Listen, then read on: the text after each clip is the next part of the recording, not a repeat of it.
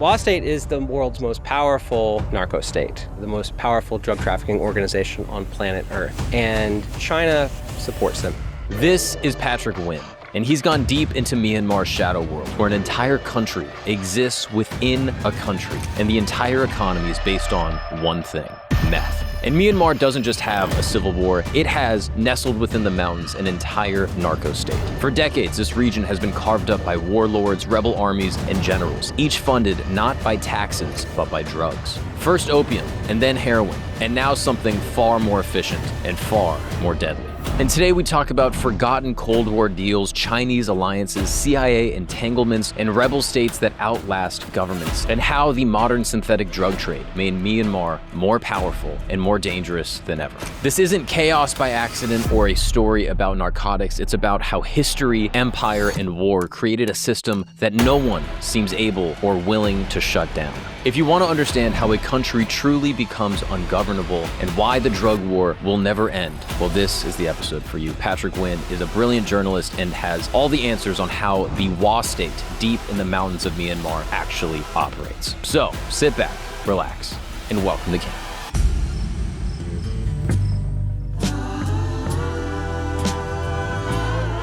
Patrick Winn, thank you so much for joining me. Glad to be here. I am very excited to chat with you, and there's a lot to get into. You have a fascinating story to tell.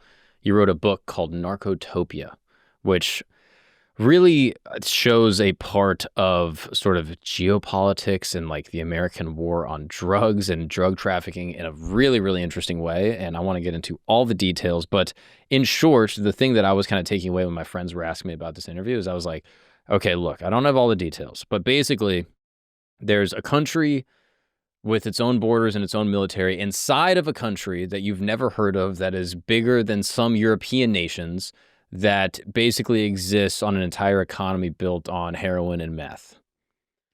Close. That's pretty crazy. Close. Heroin is now passé. It's all about meth these days. Everything else you said is correct, and it's quite astonishing that more people don't recognize this fact.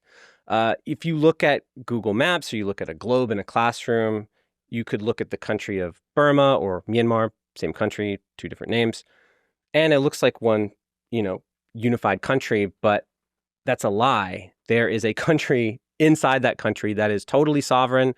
They have their own documentation. They have their own highways. They have their own cell phone towers, hospitals, ministries of finance and health, and I could go on and on. Everything that makes a country a country. And yeah, the economy is really rooted in it was heroin and now it's meth. And the CIA and the DEA is involved in this? At various points, yes. Well, the CIA. Where do we Yeah, go? we can get into that, but I'm It's a big ball of I'm wax. kind of now just like sort of setting the stage that there's a country inside a country that has an economy that exists on meth that the CIA is aware of and is in some way involved in it in some capacity, and it's affecting Americans. Yeah, well, I mean, I think anything the CIA does comes back to America, but absolutely, yeah. CIA has played a role in its formation. DEA has played a role in how the state has come together, and really what I tried to unravel is the strange relationship between this narco state and my own country. And it's just surprising that there's a relationship at all, and even more surprising how deep it goes. Yeah, and maybe it in some way sheds light on the cartels in Central and South America and kind of our relationship with that drug war as well. Yeah. Well, let me ask you something. When you think of a cartel in Mexico, like throw out a few like main facts about cartels. Like, what do you imagine? I imagine that they operate on a code of honor, which is like against, outside of the bounds of the law. Like they have their own internal sort of law that they kind of operate with. Mm-hmm. They're often at odds with the government, or they're working under, bribery with the government. They're typically pretty violent in order to get what they want. And they are more sophisticated than we typically think. And they have access to decent tech in order to get drugs into America. Yeah, I would say all that's true. Looking really at what a cartel is a corporation. The purpose of a cartel is to make money. I don't think they have much of a higher agenda beyond that. And they can corrupt parts of the government. Let's just go with the Mexican government to get their way. But that's not at all how things work in Southeast Asia, specifically with this country within a country that we're talking about, which is called Wa State. It's a narcotics trafficking organization, but really, like, Agenda A is sustaining itself as a state. Okay? Making money isn't the number one objective. They want to sustain themselves as a state, and they want it to be a place that defends the homeland of a very specific ethnic group called the Wa people. Okay. Now, this has all of the makings of a fantastic story. I feel like we've set the stage pretty well. All right. So tell me, who are you? And how did you get involved in this? Where do you live? What is your background? I'm originally from North Carolina, from a very small town, like a factory town in North Carolina. Worked in newspapers in my home state. And eventually I met somebody at one of the newspapers I was working at who's a photojournalist. She is a Thai citizen, and we fell in love, and she wanted to go back to Bangkok, where she's from, and I followed. We're now married. Nice. So that happened 17, 18 years ago. And you've been living in Bangkok since 2008-ish. Yeah, exactly. Summer of 2008. So I'm an investigative journalist, and so when I got to Thailand, I started looking around for the most interesting stories that I could tell, and have reported on all sorts of things. I've been in, the New York Times, Rolling Stone, publications like that. Not to toot my own horn, but just, I'm not just blogging, okay? For more than 10 years, kind of my great white whale has been this story. The fact that Americans are so fixated on the drug war, and they really just look at Latin America. So everyone knows Pablo Escobar and El Chapo and all those guys, right? There's a whole other half of the drug war that's played out in Asia that just gets completely ignored. And the fact that there is, the most powerful drug trafficking organization on planet Earth is not in Mexico. It's in Southeast Asia. And I just really wanted to tell that story because its leaders are indicted by the DEA. The DEA would like to throw them in a prison cell in the U.S., extradite them. It's hard to tell that story. Yeah. And how did you hear about this for the first time? If you just read the newspapers in, say, Thailand, this I'll use the word cartel because Americans understand it, but we'll get into why that's an imperfect word. This cartel is talked about, written about, usually as like this great boogeyman. And they're seen as this nefarious force that pumps methamphetamine into the region and, screws everything up and gets people hooked on meth, which is bad. It's a much more complicated story than that, but that's what you'll read in the papers. The other thing is when you read about the group that is really at the core of this narco state, the Wa people. They're an indigenous group that lives up in the mountains of Burma, and they are seen as nefarious, and it's quite open. Like in the newspaper, they would be described as sort of villainous, low morality type people, kind of like hillbillies, like, evil hillbillies. Yes. So, I love evil hillbillies, so I was drawn to that. So you heard about it, and then you start asking people, and you're like, have you heard of this? And everyone's like, yeah, we've heard of that. They had heard of it in very black and white terms. So the Wa people, if you ask someone in Southeast Asia about the Wa, if they've heard of them, they've heard one thing. Well, they've heard two things. The first is that they used to be headhunters. So they had a culture of cutting off people's heads and putting them on sticks way up in the mountains of Burma to scare the crap out of any intruders. Is this like 200 years ago, 1,000 years ago? No, it was happening as recently as the 60s. Wow. Yeah. Now, and then eons before that. Now, Christos, I think some visual aids here is going to be very helpful. Is it possible just to, one, I think, get everyone on board with what exactly Myanmar is, where it exists in the region, why there's this disparity between Myanmar and Burma? So what can you tell me about Myanmar? Myanmar is a country that's wedged between India and China. It's very chaotic. Some of the greatest, most intelligent, creative, most awesome people I've ever met are from this country. I think the chaotic situation breeds pretty amazing people. Mm-hmm. But it's one of these countries where the British Empire went in and drew borders around all these different groups that never agreed to all be in the same country. No. The British? Come on. I don't mean to blow your mind, but Come yes. on, dude. So it's just set up to be contentious and chaotic. There are dozens of different ethnic groups. And really, when you get into the mountains, like mountains in general, the geography of mountains breeds diversity. Because you've got one group on this mountain and they speak a certain language, and you go 3 peaks over and it's a different language. Whereas when you get into like low, flat areas, you know, everyone can commingle. And they're trading and they get a common language. And there's much more homogeny. Yes, yes. So, yeah, Myanmar was a British colony. It went independent after World War II. And back then it was called Burma. And around 1988, a military junta, which has controlled the country for much of its existence, said, Burma, that's the old British colonial name. We're going to change the name to Myanmar. And a military junta is basically like when a coup happens from the military and then they form like a military government, more or less. Yeah, North Korea would be a junta. It's a military state. Got it. Yeah. And so this is where it is, as we can see, it borders Thailand, which is where you live. And so if there's going to be issues in Myanmar, it's going to get to the Thai press and people are going to be aware of this. Yeah. So Myanmar in recent history, as of like a few years ago, has gone through another military coup. Basically, I don't even know if it's like a different one. Is the current state of Myanmar and the conflict happening there, is it super relevant to the story? No, not necessarily, because as we will hear, the Wa people, Wa state, exist like high up on the mountain, above the clouds, looking down on everything else. Like, you guys fight it out. The conflict I think you're referring to is there's like a raging revolutionary war happening in the country for the soul of the country. Will it remain in the hands of a dictatorship, or will it be a liberated, freer place? And it's so complicated. Dozens of groups are fighting it out. But the biggest, most formidable group consistently are the Wa, and they're up in the mountains next to China.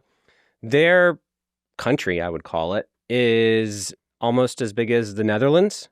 So this is not, some backwoods, they've got one valley or something like that. I mean, it's a huge piece of real estate. And now the Wa people are an ethnic group that live in the specific region. Yeah. Now, when the British occupied, were the Wa people kind of just separate? Like, did they not really interact? They kind of just stayed on their, mountaintop and like didn't cohabitate? Or like, how exactly did that work from British colonization? Yeah, they were totally isolated and wanted to keep it that way. So when I was doing my research, just to set the stage, like in writing this book, I poured through everything from CIA documents. I talked to so many DEA agents, anti-narcotics police in Thailand, Burma, people in the U.S. State Department. So this was like a 5-year process of trying to get my bearings. Part of that was looking at historical documents. And you could see where British colonizers, let's call them, are trying to go up into the Wa Mountains and add them to the colonial project. And at one point, like a Wa village writes them a letter and says, "Don't come here. We eat squirrels raw." Bam.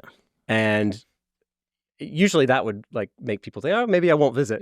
By the way, I don't think they actually eat squirrels raw. I think that they were just saying that to be like, "Don't come up here." Yeah. I don't know if that's going to work against the British. I mean, we've seen what their food looks like. That's true, You know what I mean? yeah. Their food is so bad, they were like, "Oh, that kind of sounds kind of nice." There's some baked Raw- beans on yeah, that raw squirrel. squirrel. Sounds kind of good. Toad in the hole, isn't that raw squirrel? Yeah, Actually, exactly. I don't know. Yeah. They kept coming. Some would-be colonizers lost their skulls in the process and ended up, in front of Wa villages, they would have these skull displays. And a small village might have 2 or 3, and then a bigger one might have 12, and you could get up to the dozens.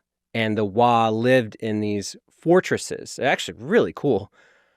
If you could imagine a giant wooden walls surrounding a village, and there's to get into the Wa village, you have to go through like an obstacle course. So to actually get in, you might have to go through this like trench that's covered in thorny vines. Like they would plant these thorny vines like natural barbed wire. There were trap doors where you could fall on spikes. They would take poison they would get from local amphibians and like, moisturize the spikes so that if you did fall in, now you're impaled and poisoned. Whoa. This is what happens if you see the skulls and you keep going. Yeah. Which for most people, the skulls is enough. That would be enough for me. Yeah. So they lived in these giant fortified villages. And then once you get inside the village, everything is chill, I suppose. Right. But very, very fortified. And so, yeah, the British kept coming. And finally, like when Burma went independent, they got some like Wa chieftains to sit down and they were like, don't you want like hospitals? Don't you want schools? Don't you want to be a part of this? And they said, no, we are a wild people and we want to remain this way. So let's get an image of these folks because I feel like it might be helpful to kind of visualize it. Could we just get just a picture of just the Wa people?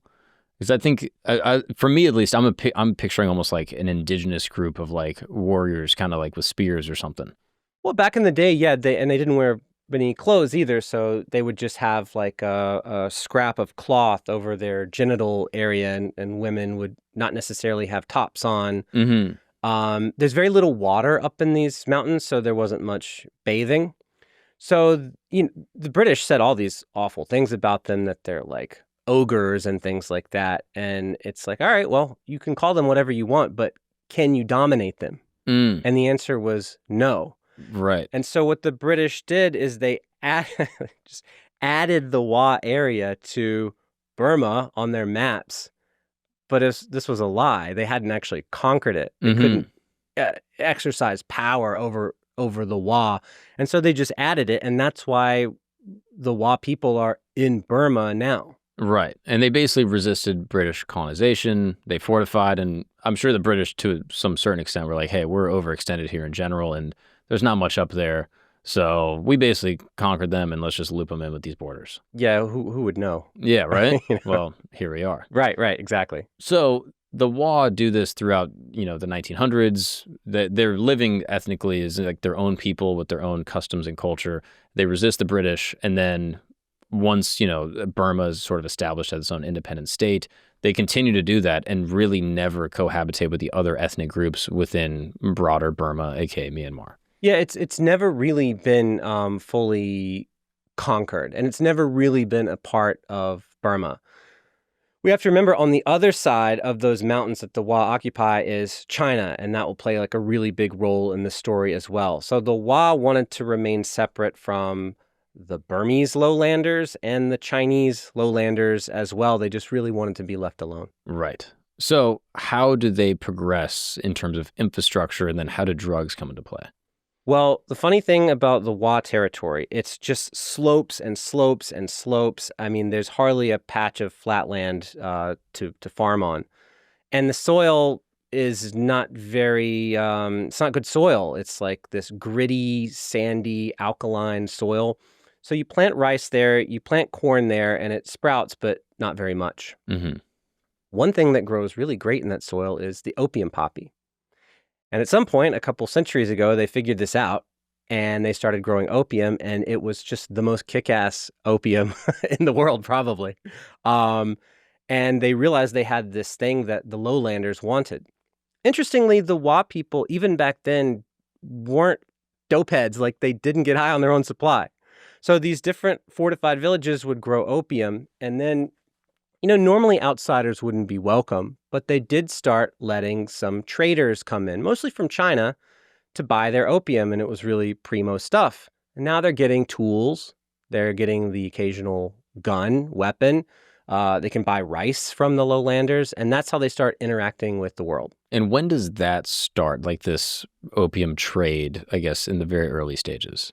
A long time ago, but let's roughly think about like 1800s, and this is continuing to happen up through, say, like World War II. They're still super isolated at this point. The Cold War hasn't started yet. Right. Now, does opium have another purpose, obviously, outside of, making heroin or drugs? Like, was there, obviously we put poppy seeds on bagels and stuff. Like, was there another use for this, these opium poppies?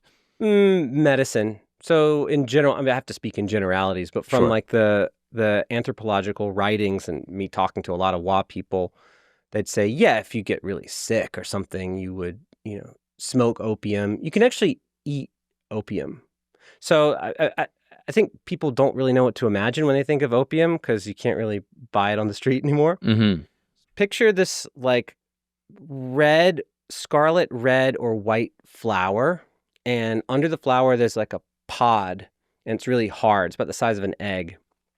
And you can get a knife and like scrape the pod and wait.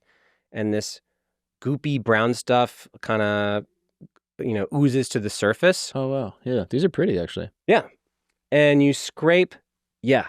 There you go. On the left. So those pods right there. Yeah. Those big pods right there. On the left, Christos? Yeah. That one. Yep. Okay. And you can actually somebody has scraped it. See that goop? Yes. It's like tawny brown molasses goop. Mm-hmm. You scrape that stuff out, and then you wait long enough, it actually turns milky white. Did you watch Game of Thrones? Yeah. Milk of the poppy? Oh, right. I think that's an allusion to that. Yeah, that makes sense. So it turns like a latexy... on-the-nose illusion. Yeah, not really an illusion, it's just what it is. And then you can scrape that stuff into like a clay pot and put a lid on it, and it actually becomes more potent with time. So like wine, it almost ages. like ferments in a way. I think it dries out. Interesting. So the water weight, whatever. I'm not an opium trafficker, but this is what I've been told. It becomes more distilled in some way. Yes, and it's highly transportable. So imagine the Wa wake up one day and they're like, you know what? We really want to interface with the outside world. We'll grow tomatoes or whatever. Mm-hmm. Well, that wouldn't work because the closest city is a zillion miles away, and just by the time you transported tomatoes or whatever, they'd be rotten. But if you're transporting this stuff, the longer it takes to get there, the more fire it is. Yeah, exactly. Wow. Yeah. And so they're realizing this from, a couple hundred years ago, and they're starting to trade at a small scale. Like, hey, we got this good stuff. People are using it for medicine. Maybe some people are getting high. Maybe it's used for food in some capacity.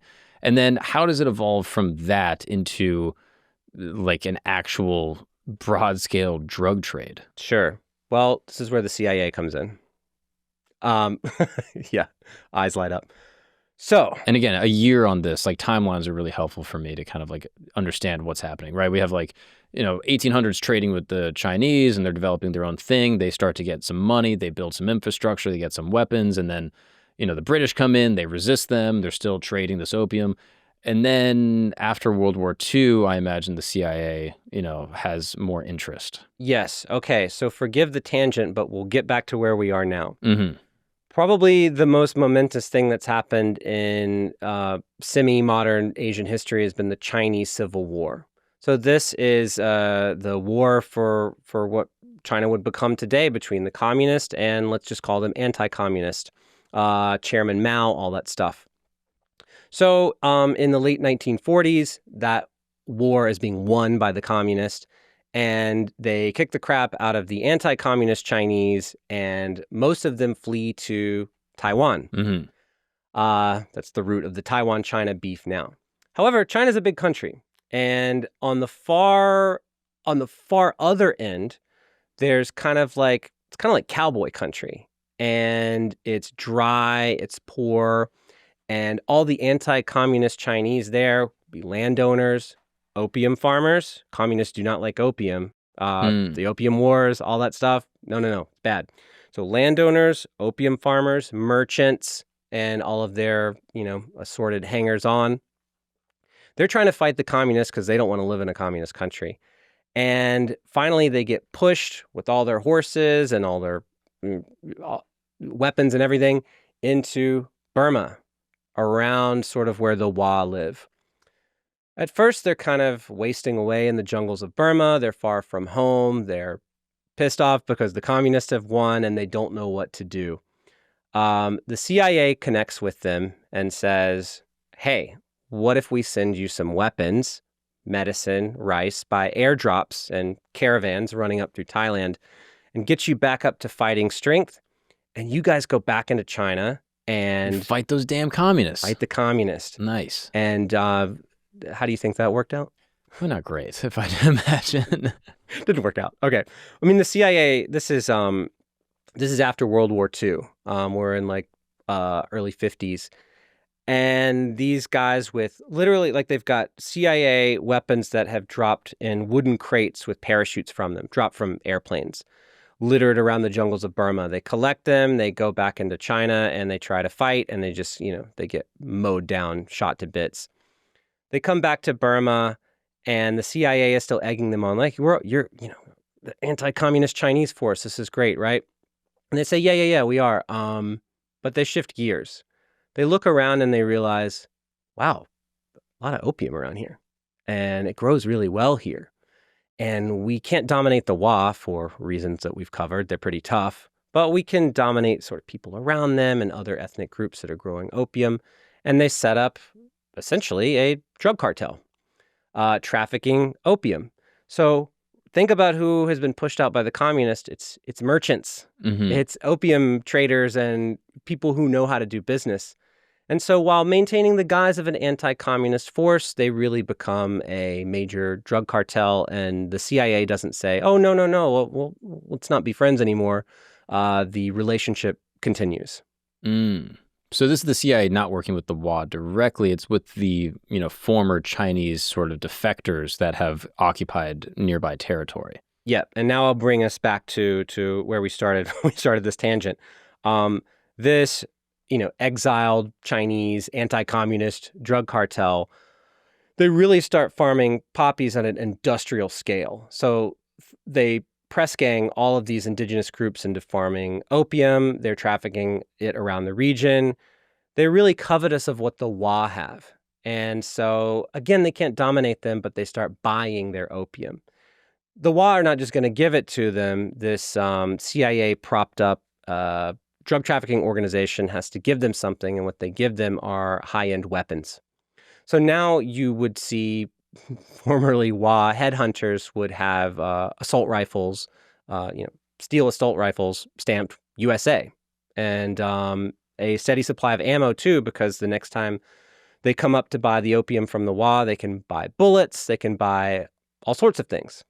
So this is the CIA giving weapons and ammunition to the people around the Wa that then those people are trading with the Wa. Yeah, it's like a B2B relationship. The Wa supply primo opium to the cartel, and the CIA props up the cartel so that it can, what the CIA really wanted was they saw the world as like a big game of risk, and they wanted their people, anti-communist, occupying as many points on the globe as possible. Mm-hmm. And this cartel did a really good job of occupying this part of the globe, these wild and woolly mountains of Burma. Mm-hmm. And so it was their job to make sure it didn't fall to communism.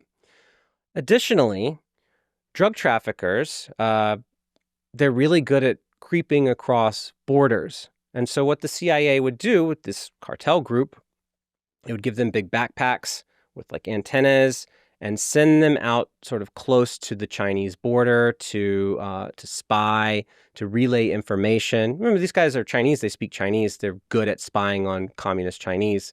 And they start, transmitting information back to the CIA.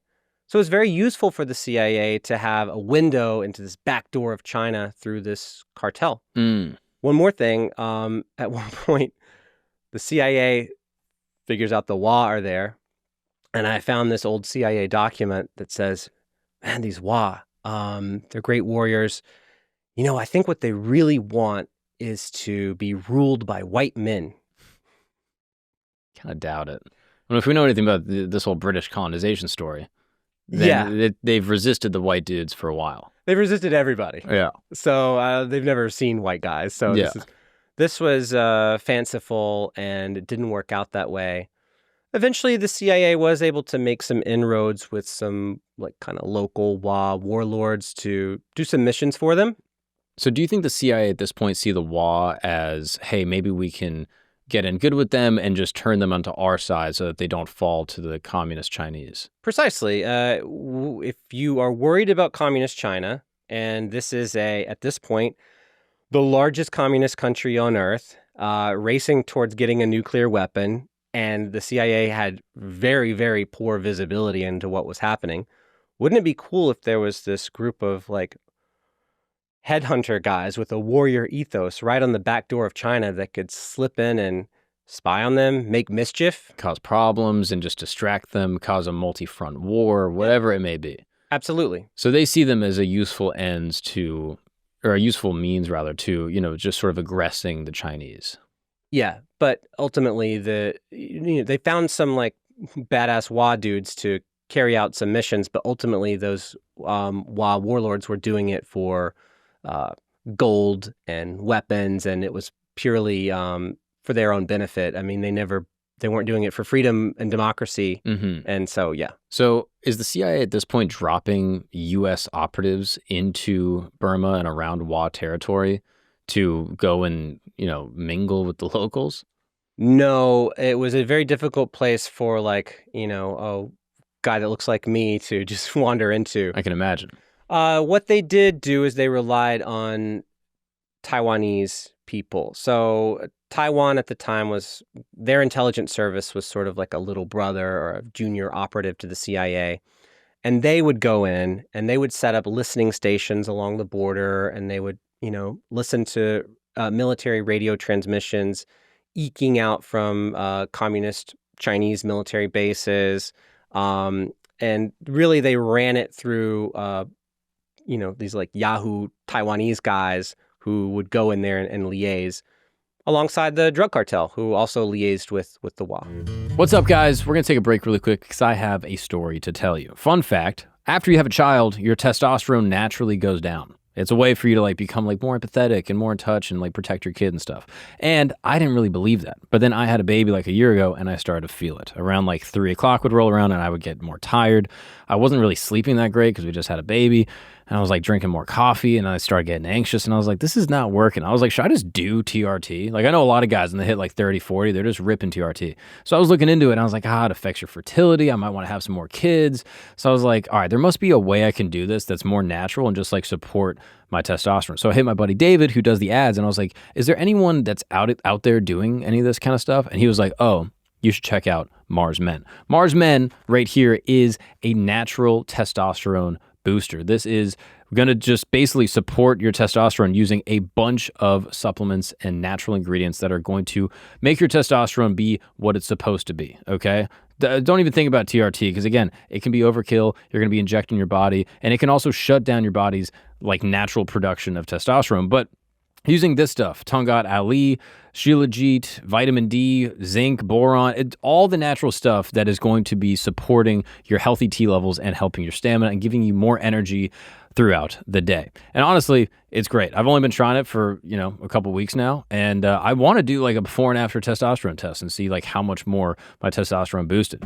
91% of guys reported feeling higher energy, and the reviews on this are absolutely amazing. It's made in the USA, third party tested, and there is a 90-day money back guarantee. So there's literally no risk. You can try it for, 3 months. And if it's not for you, they will get you your money back. And for a limited time, the listeners of this program, this is a crazy deal, by the way. Most brands don't do this. You're going to get 60% off for life and 3 free gifts when you use the code CAMP at mengotomars.com. That is men, M-E-N, go to Mars, M-A-R-S.com, and use the code CAMP at checkout. And after your purchase, they're going to ask you where you heard about them. Please say that you heard about them from Camp Gagnon, that we sent you there. It really helps us out. Mars Men is great. It is a natural support for your testosterone. Look, you can buy all of these supplements separately, or you can just go to Mars Men and get it all in one case. Now, let's get back to the show.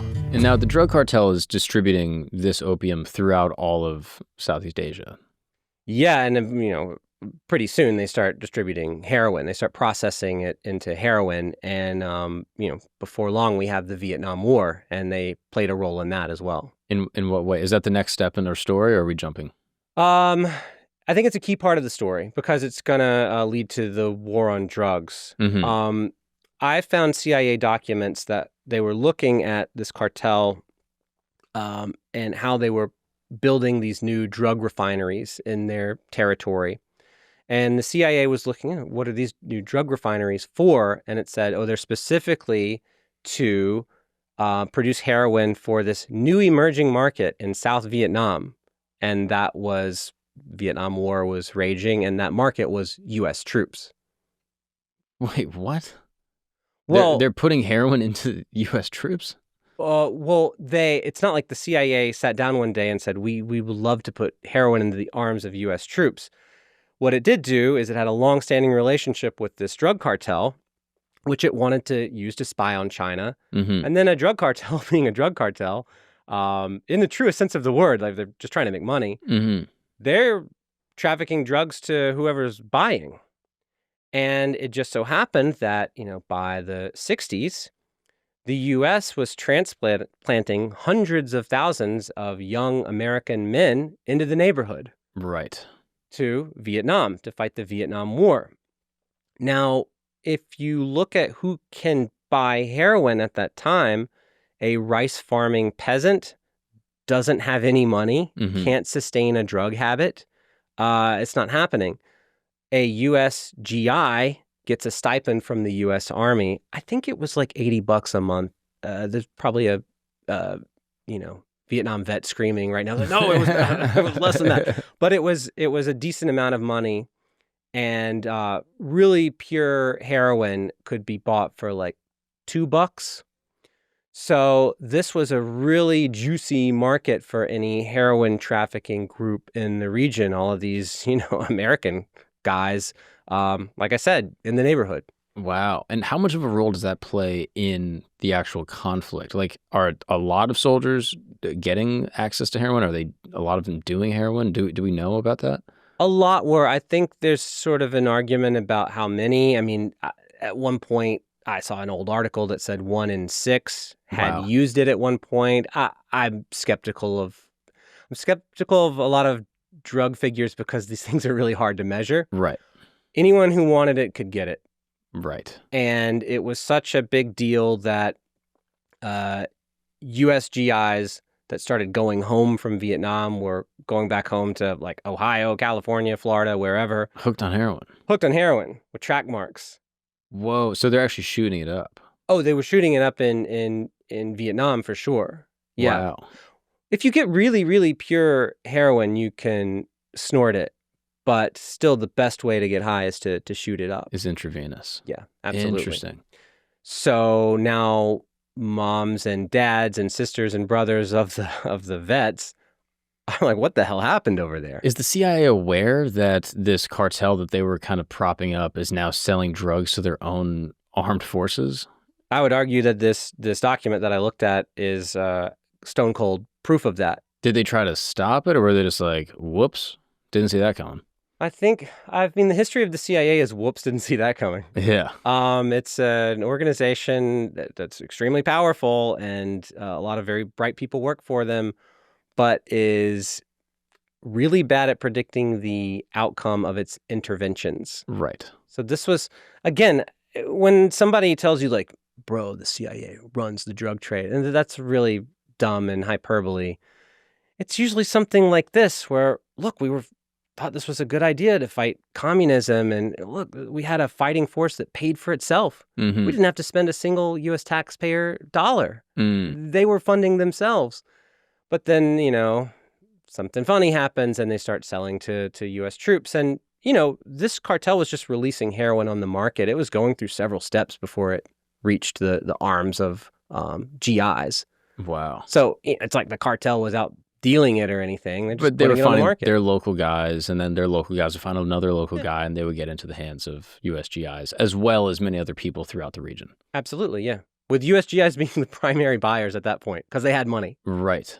Wow. I wonder if that played a role in Vietnam. Like, I wonder, as far as like a fighting force. Is that why we lost? Like, I don't know. I recognize that there's been drugs. I mean, you've heard of the book Blitzed, obviously. Yeah. Where, drugs have been used in warfare for years. I mean, Nazi Germany, in the specific example, you have, I think they called it Panzer Chocolat, tank chocolate. And they would give these like tank operators, like these 17-year-old kids, they would just give them meth.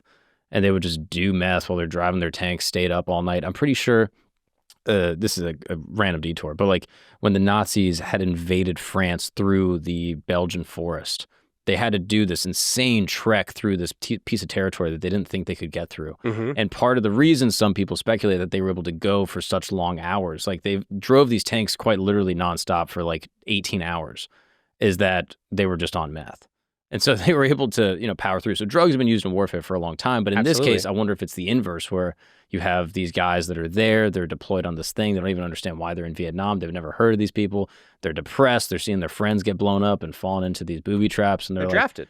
Yeah. They didn't want to be there. You know what? Maybe a little bit of heroin would be good. And then I wonder if that affects the fighting force. If you have your force all on heroin, does it have the inverse effect?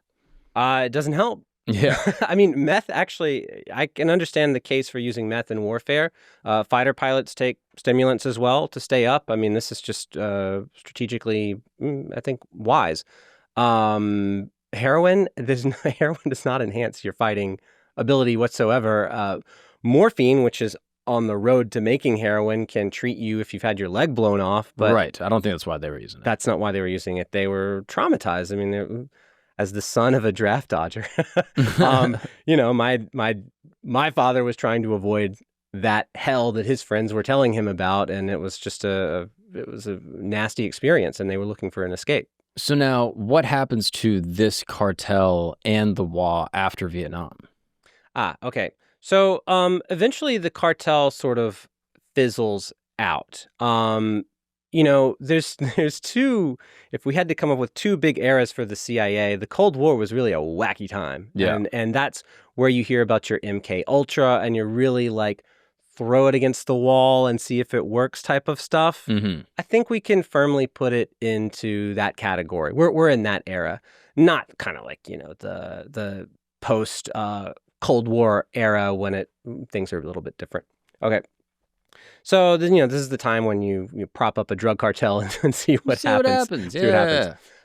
What really happens actually is there is a moral panic back here in the U.S. at what the hell happened in Vietnam. Why is my brother on drugs, or why is he such a wasteoid? And then Nixon is in power and he starts the war on drugs.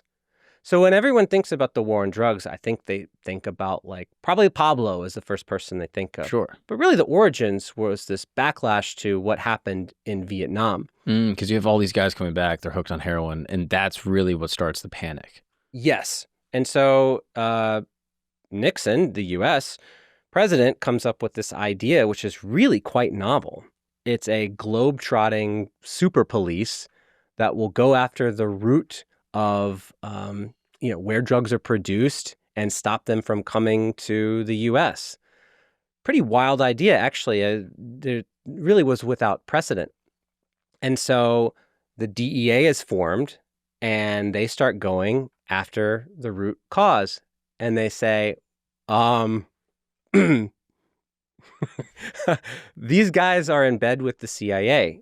And so you start to see this clash between the DEA and the CIA, where the DEA really wants to do something about this cartel, and the CIA continues to protect them. Now, when you say this cartel, you mean specifically in South Asia? Yes, and the story of DEA versus CIA, them getting into feuds is a worldwide story, but specifically I'm referring to this. Because you have the DEA saying, hey, we identified a group in, near the mountains, near China, in, Myanmar, that they're selling drugs to all these people. They got all of our soldiers in Vietnam hooked on drugs. And the CIA is like, actually, we're using them, so back off. And the DEA is like, no, the president told us to go get them. And now the CIA and the DEA are in this conflict. Yes. So the DEA is actually a precursor to the DEA, but federal drug agents, they go to Thailand and they sort of summon the leaders of this cartel. Remember, these are just now aging anti-communist Chinese guys. And they work out an agreement and they say, look, we're going to get everybody out of this, spick and span. No one needs to be embarrassed. Just give us all of your opium and we'll pay you for it. It's $1 million US. And they say, okay. So they give all the opium up. And in a grand spectacle, all the opium is piled high and doused in jet fuel and torched. Is there an image of this? I never found an image of this, but there's plenty of descriptions of it because they invited the press to watch. Wow. So, and this is the DEA. This is, it's actually just before the DEA, they had another agency called the Bureau of Narcotics and Dangerous Drugs, if I'm not mistaken. But this is a part of Nixon's war on drugs. Yeah, they're about to become the DEA. Okay. It's kind of a technicality. Let's just call them the DEA. And it's a big spectacle. And okay, we all washed our hands. No one needs to be embarrassed. And look, we got these guys to burn all their drugs. And then the next season, when they are meant to go out and collect the next crop of opium poppies and opium to turn into heroin, the mules go out to collect, and this cartel continues business as usual. And these, anti-narcotics feds are like, what the hell? And that's really the beginning of the DEA, CIA beef.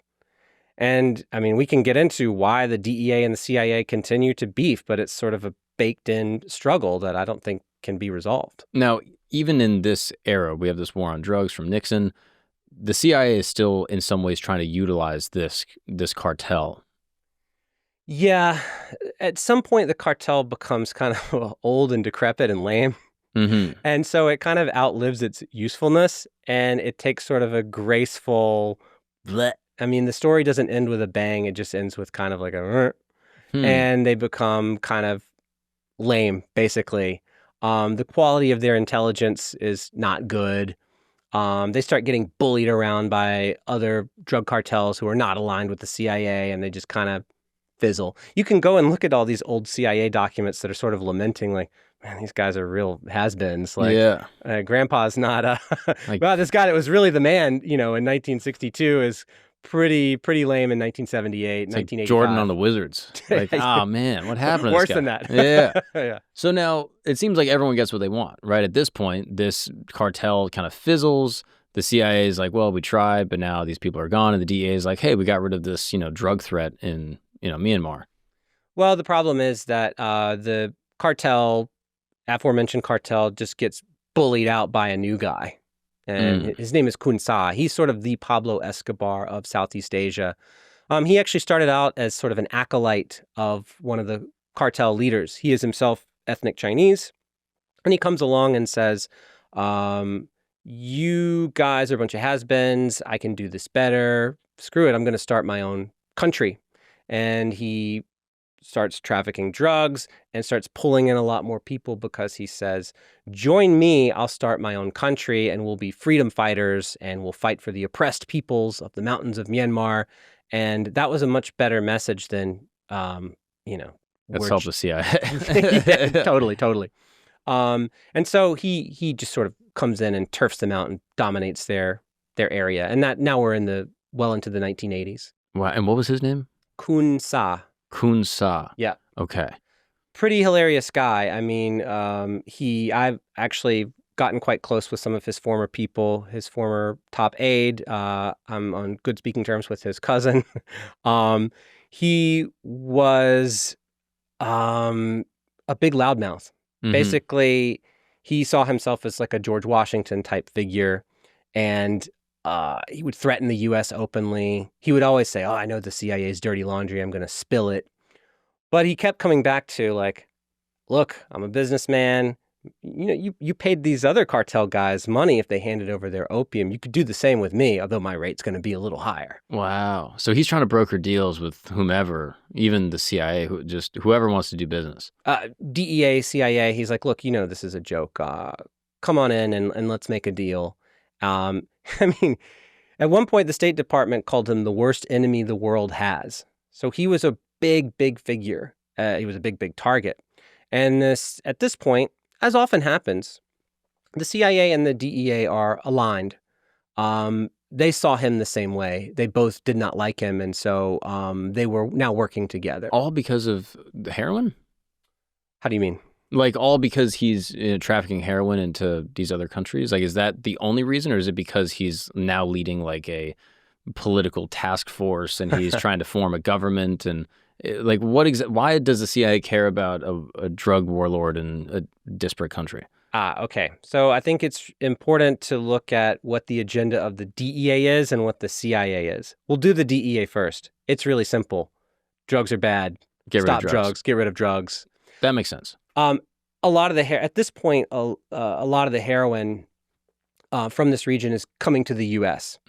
So that luscious, creamy heroin that the guys were doing in Vietnam, they know how great it is, the best in the world, and it's not easy to. I mean, it's very easy to market it to the U.S. You just have to figure out the supply lines. And now, do you know how that worked? So this guy comes around in the 80s, or not the 80s, but he's kind of peaking in the 80s. Yes. And is able to get all this heroin and bring it from, these mountains in Myanmar through, Thailand, I'm sure. And then they're getting on boats and coming to the U.S.? Yeah, he has a sort of a trafficker brainchild under him. So his right-hand man is a guy named Wei. We will come back to him because I believe he is the most successful and the greatest drug trafficker in the history of the world, and he does not get his due. And here on Camp Gagnon, finally get his due. So he's going to come up later because he is Wa. He's half Wa. And this guy is obviously, he's ethnically Chinese. He's a Han Chinese person that is not Wa. He's interesting. He's ethnically Chinese. He's also ethnically Shan. So in the mountains of Myanmar, there's a group called the Shan. They're kind of like the mountain cousins of Thai people. So what he said is, Shan people and all oppressed ethnic people, rally under me and I will save you. And yes, we're going to sell drugs to the stupid Americans and make a bunch of money, but, use it to enrich our lives. Was he successful in developing this country? He got pretty far. But he's kind of like the swaggering face of the operation. His little brainchild is Wei, and this is a younger guy. He'd plucked from the headhunter country in Wa State. Wei had been someone who was in one of these U.S. intelligence listening stations along the border. When he was a teenager, he would actually be the one listening to Chinese military transmissions, and he could read and write, and so he would type it out, and that filtered into the U.S. intelligence system. So he had been a part of the U.S. spying apparatus, just a tiny little cog in the machine. So he was a really smart guy. Kun Sa saw him, scouted him, saw that he was really bright, brought him into his operation. And this guy, Wei, he's like 5'6", definitely has OCD, like compulsively washes his hands all of the time. Someone who knew him told me he would brush his teeth 6 times a day. Hated germs, which is a really interesting quality for a guy. Yeah, it was like a drug trafficker. Yeah. Yeah. Singular was not into gold, was not into women really. He just was singularly focused on trafficking drugs, and he was really, really, really good at it. He's like the Zuckerberg, of drug trafficking. So he's the one that, to answer your question, I know we're doing a lot of tangents here. No, this is good. Figures out how to, or really orchestrates the trafficking to the United States. And what he did is he just put it on cargo ships, cargo planes, mixed it in with everyday items being trafficked. Not trafficked, but being shipped, exported. That's the word I want. Out of Myanmar? Out of Thailand.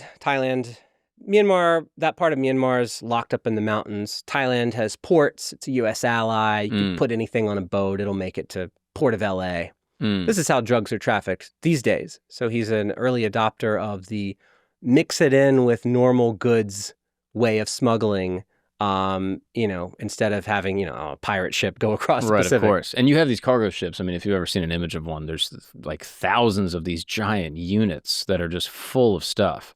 And they're all these ships are coming with all sorts of different, mixed in goods from the region. And if you have one of these containers that, you put some, linens or books, and then the other half of it is, heroin, you might be able to sneak it in. And then if you're able to sneak it in, there's a lot of money. And if you lose 10, 15% of it, you don't really care. Right. So Wei is really the brainchild of this. And yes, he gets pretty far along. Okay. Why does the DEA hate him? He traffics a lot of drugs. Right. And it's going to the U.S. Mm-hmm. Why does the CIA not like him? Well, he's not one of theirs, and he doesn't play ball. And as far as I could tell, he's not providing them with any intelligence. And the CIA in general frowns on wily drug traffickers starting their own countries. It likes to maintain things the way they are unless it's going to really benefit the United States. And this is in the late 80s? We're well into the 80s, mid 80s, late 80s. Yeah. Now you just say the early 90s if you want to. So now we're in the, let's just say this, we're in the grunge era at this point. Hell yeah. Yeah. Nirvana's going crazy. Yes. The kids are pissed off. Yes. And I guess at this point, the CIA is no longer, doing this sort of soft power battle against the communists that they were in post World War II. That it seems like their goals have shifted a little bit. They're definitely shifting at this point. Yeah.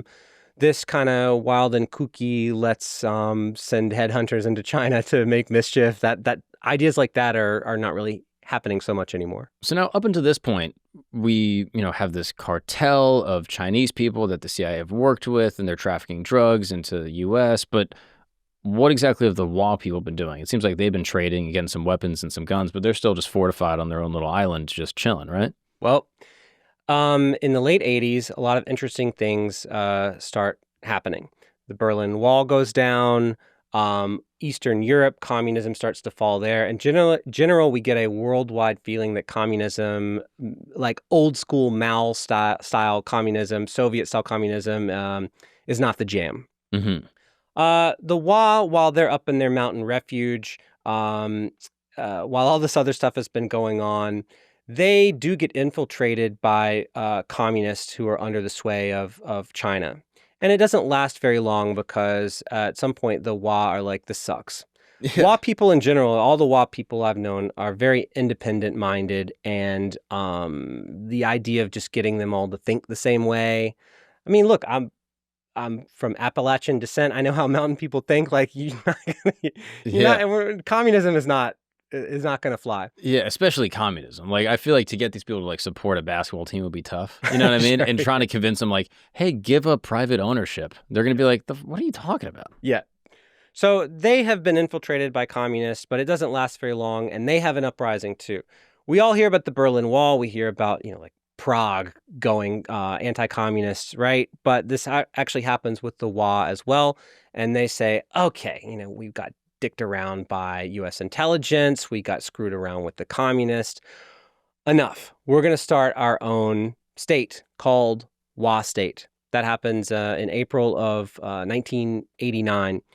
So they're starting their own state, and they look around and they're trying to figure out how they're going to fund themselves. And they say, well, gosh, we sure do have a lot of opium. Yeah. And they've seen the success of these other cartels that are making crazy money, that are giving them guns throughout the 70s and 80s. So they're like, yeah, let's just do that.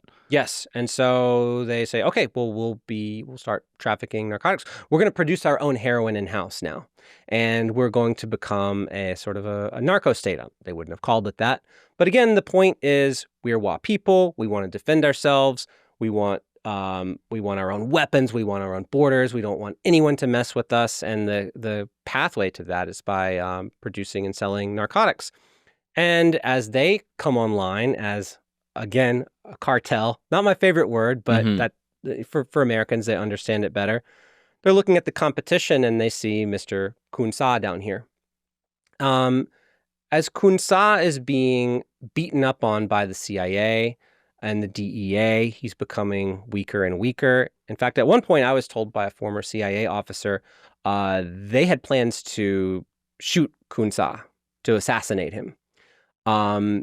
Then it was on the desk of President George H.W. Bush. Then Clinton came into power, and Clinton said, So he almost got a bullet if President Clinton hadn't won. Whoa. I'm just trying to show you how much the CIA hated this guy. Yeah. And the DEA hated him too. So they start grinding him down and grinding him down and grinding him down, mostly by going after his traffickers. And eventually Kun Sa is in a very weakened state. And the Wa come down and finish him off. So now they're the big bad boys controlling the mountains of Burma. They take over all of his territory. Do they kill him? No, they didn't kill him. He escaped. He went to the Burmese military and said, save me. Wow. Because he was afraid of the Wa. Yeah, they would have. And the CIA and everyone else was trying to take him out. Yes, exactly. So the DEA said, we won, we beat him. Not exactly. He ran off and the Wa took over his territory, and now we're pretty much into the status quo today, Wa State being the major drug trafficking organization, the major operator. I mentioned this OCD super duper drug trafficker guy, Wei. He defects to the Wa State, and he becomes their drug trafficker in chief. And then things really take off. What's up, guys? We're going to take a break really quick because you know what time it is. It's time to level up, and Blue Chew just dropped something wild, okay? Blue Chew's been rocking with us from the beginning, so of course we have to rock, pun intended, with them, all right? And what they've just done is changing the game, all right? This is next level gold medal energy. This is Blue Chew Gold. If you've never heard of it, this is the newest innovation from the #1 chewable ED brand, all right? This isn't the little blue pill that your grandpa used. This is the 4-in-1 beast that is setting the gold standard for performance. We're talking 2 ingredients to keep the good times rolling, okay? Mixed with apomorphine and oxytocin that are going to turn up the arousal and the connections in your brain, as well as the ingredients to keep the blood flow, to keep everything pumping, okay? Blue Chew Gold dissolves into your tongue and works in as little as 15 minutes, and that means you're going to be rocking quicker and staying in the game longer. Let me just say, that's how we put this tent up every single episode. We give Christos a Blue Chew, and you know what? We have this tent rocking all year round, okay? That's what it takes. Now, I recommend this in a married Christian relationship, but you know what? You guys can do whatever you want. Blue Chew is the ultimate service to get you these chewables to your door in a discreet way to keep the bedroom on fire. And we have a special deal for the listeners of this program. You're going to get 10% off your first month of Blue Chew Gold if you use the code GAGNON, Gagnon. That's promo code GAGNON, Gagnon. You can visit bluechew.com for more details and important safety information. And thank you so much to Blue Chew for keeping the lights on and making this show possible. Now let's get back to it. What's up, guys? We're going to take a break really quick because I got to tell you a story. Imagine you're sitting in your house. It's cold outside. It's a little snowy. And you're like, man, I just want a panini. So you go and you order it, from DoorDash or something like that, and it never gets to you. You're looking at the app. You're like, dude, it's been 4 hours. Where's my panini? You're calling. No one answers. Well, this is a true story that happened. There was a woman, a client, that was working as a DoorDash driver, and she slipped and fell on an icy walkway outside of a Panera Bread in Fort Wayne, Indiana. She breaks her elbow, which leads to surgery and hardware having to get inserted into her arm. She can't work. And originally, she sues Panera, and Panera was like, okay, we'll give you like $125,000. But then the good people over at Morgan & Morgan fought for her and got her the $1 million verdict that she deserved. Yes. If you never heard of them, Morgan & Morgan is America's largest injury law firm. Yes, and they're that way for a reason. They've been fighting for the people for over 35 years. Now, I'll be honest, if I ordered, a panini and the woman gets paid $1 million because she slipped, I mean, it's a tragic thing to happen, of course, but I deserve a little bit of that. I should get a cut at least, right? I'm the one that ordered the panini. If I never ordered that panini, she never would have slipped, never got $1 million, which obviously she deserved, you know what I mean? But maybe next time she gets $1.1 million, I can get a cool 100,000 out of that. Regardless, all I'm saying is if you're ever injured and you are looking to get the money that you deserved, the compensation that is entitled to you from your injuries, Morgan & Morgan could be the way to go. Hiring the wrong law firm can be disastrous. I mean, you can be locked up in litigation. It's a nightmare. But hiring the right law firm could substantially increase your settlement. And with Morgan & Morgan, it's easy to get started. Their fee is $0 unless they win. That's right. Their fee is free unless they win your case. You don't pay you pay 0 cents unless they win your case. You can visit forthepeople.com/Gagnon, Gagnon. That is forthepeople.com/Gagnon, or dial pound law. That's pound 529 from your cell phone. That's forthepeople.com/Gagnon, or click the link in the description below. And thank you so much to the good folks over at Morgan & Morgan for sponsoring this program and making this show possible with this paid advertisement. Well, let's get back to the show. Now, are these borders here generally what we can accept as Wa country now? Yeah. If you think of it as a country, it's really weird because see these two blobs, they don't touch. Mm-hmm. So most countries are sort of contiguous, but down south here, close to Thailand, that's Khun Sa's old territory. I see. They wipe him out. If you're a drug trafficking organization, you want that real estate. Mm-hmm. You want to produce drugs in that area because you're close to the Thai border. You're going to send it through Thailand, and that's your portal to the outside world. You can send them anywhere around the world that you want. Up north here is the original OG, where the Wa people are really from, up in the mountains.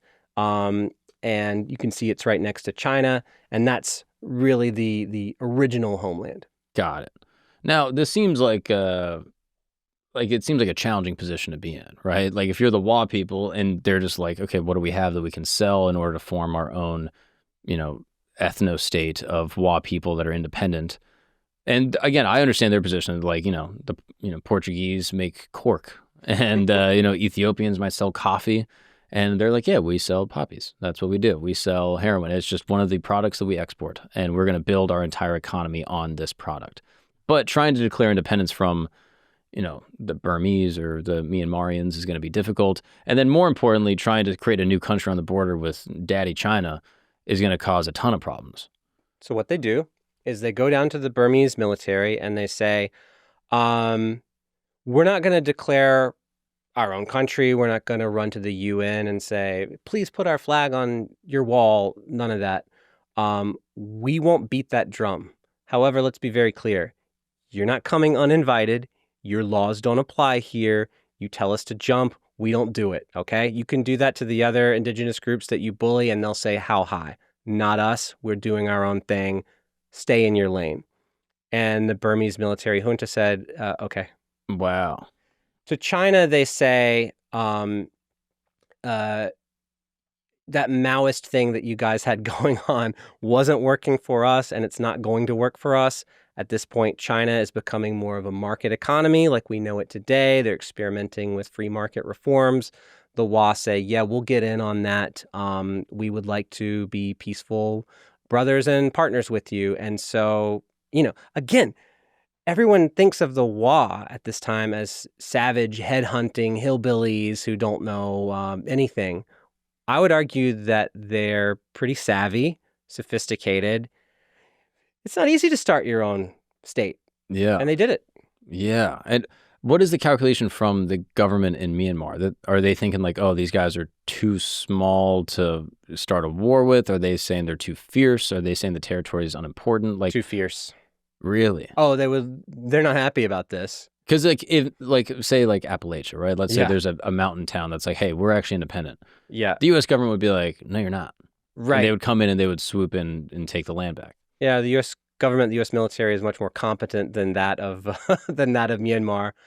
Myanmar, like I said, it's in constant state of chaos. They're fighting this group over here, this group over here. They've got people in the cities being like, give me democracy. They're like, no, we don't want to. So when the Wa say, we're not going to cause you guys any trouble, but you're not going to cause us any trouble either. Right. Then they say, okay. Do you want peace or war? Exactly. And they said, well, we had enough stuff going on, so you guys can have it. Precisely. Wow. That's the case until today. Wow. Yeah. Okay, so how do they go from this sort of like rogue ethnic group of people with some guns to actually developing an economy and hospitals and basically like developing? Yeah.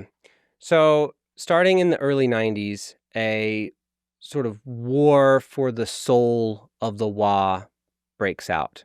And it's really personified in two people. We have Wei, our drug trafficker in chief, Mr. OCD. He is pushing for a narco economy. He's like, look, let's follow the protocol here. We produce drugs. We produce really good drugs. We traffic drugs. We make money. We buy weapons. No one messes with us. We want to be feared. The DEA will come after us. Fine. That's what they do. We're going to be so well fortified that they're not going to achieve their goals. So that's his sort of dark vision for Wa State. On the other hand, we have someone who is the protagonist of my book and a huge figure in the history of Wa State, a founding father, who says, no, we're going to do this a different way. We're going to form a relationship with the United States, which is a noble Christian nation that wants to uphold the meek. And we're going to invite Americans in, and they're going to build us roads and schools and highways and all this great stuff. And they're going to civilize us. and will slowly wind down the drug trafficking and will replace the drug money with good old American aid. If this sounds like a weird thing for someone, a weird agenda to push, it's because this guy whose name was Saul Lu is his full name, as in the biblical Saul, he was Christianized, his family was, by American missionaries long, long ago. And not many Wa have been Christianized, but he was. So he was sort of an odd duck in that respect. He believed that he was sent by God to deliver his people from the darkness and to civilize them. And so he's trying to take his country in this direction, and Wei is trying to take it in the other direction. And sitting on top of them are the leaders of Wa State who have to decide which way to go. Now, the local politics of Wa State at this time, was it sort of like, a patriarchal tribal leadership where they had like a chief? Was it like a complicated political system? Was it like did they have a religion? Like, what can you tell me about the culture of this people? Yeah, again, you talk to the average Wa person, pretty fiercely independent. So, but however, they had been, gelled into this polity where they're now in a state, and everybody starts to develop a real sense of Wa pride. The government is essentially a one-party state. So even though they didn't like hardcore communism, they did like the idea of like having a single party to run everything. Authoritarian, yeah, but I mean, you could talk crap about the leaders. It's not like they had an all-seeing eye into everybody's bedroom or anything. It wasn't like North Korea or anything. Just kind of a poorly run one-party state. Poorly run compared to, say, I don't know, Denmark, but sure, but a functioning government nonetheless. And how many people roughly at this time? About 500,000 Wa people. Wow. Yeah, so it's a big country, and I have to put air quotes around country because even if you were to ask the leadership at the time, "Are you guys a country?" They're like, "No, next, nothing to see here." They don't want to play the game of, going on the world stage and saying rah rah rah. We're a country. They realize that attracts more attention than they wanted. Right. So they say they're not a country, but they act exactly like a country. I mean, 500,000 people, I'm sure they have like some type of road infrastructure. They have markets. Do they have like an organized religion? Like, obviously there's like a few people that are Christian, through missionaries, but like, do they have like a folk religion? They do have a folk religion. I would say that most Wa people sort of follow sort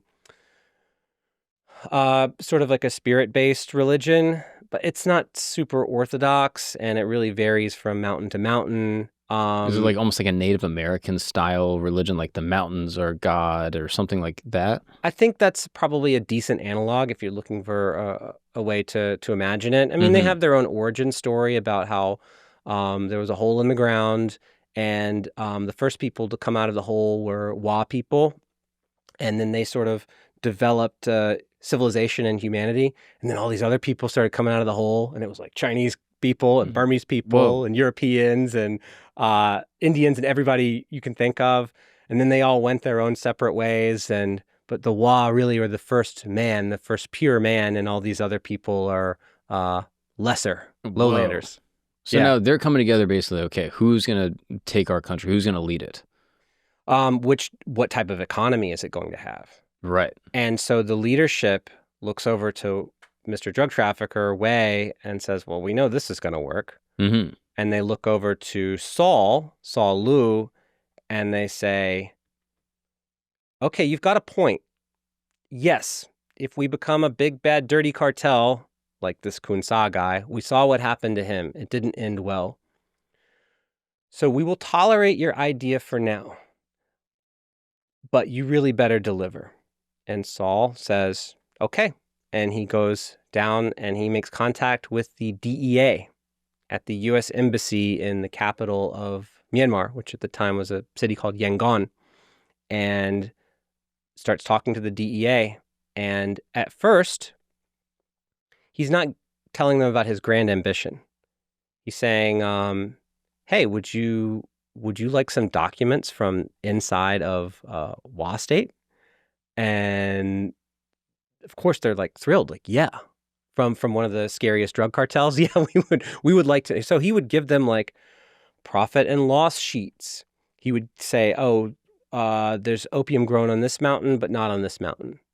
And so he was giving them like this golden material. And the DEA was really, really excited about this. So much so that they had a code name for him. So they called him Superstar. When I met Saulu, and he told me some of this stuff, and I met him as an old man later in life, and he told me this stuff.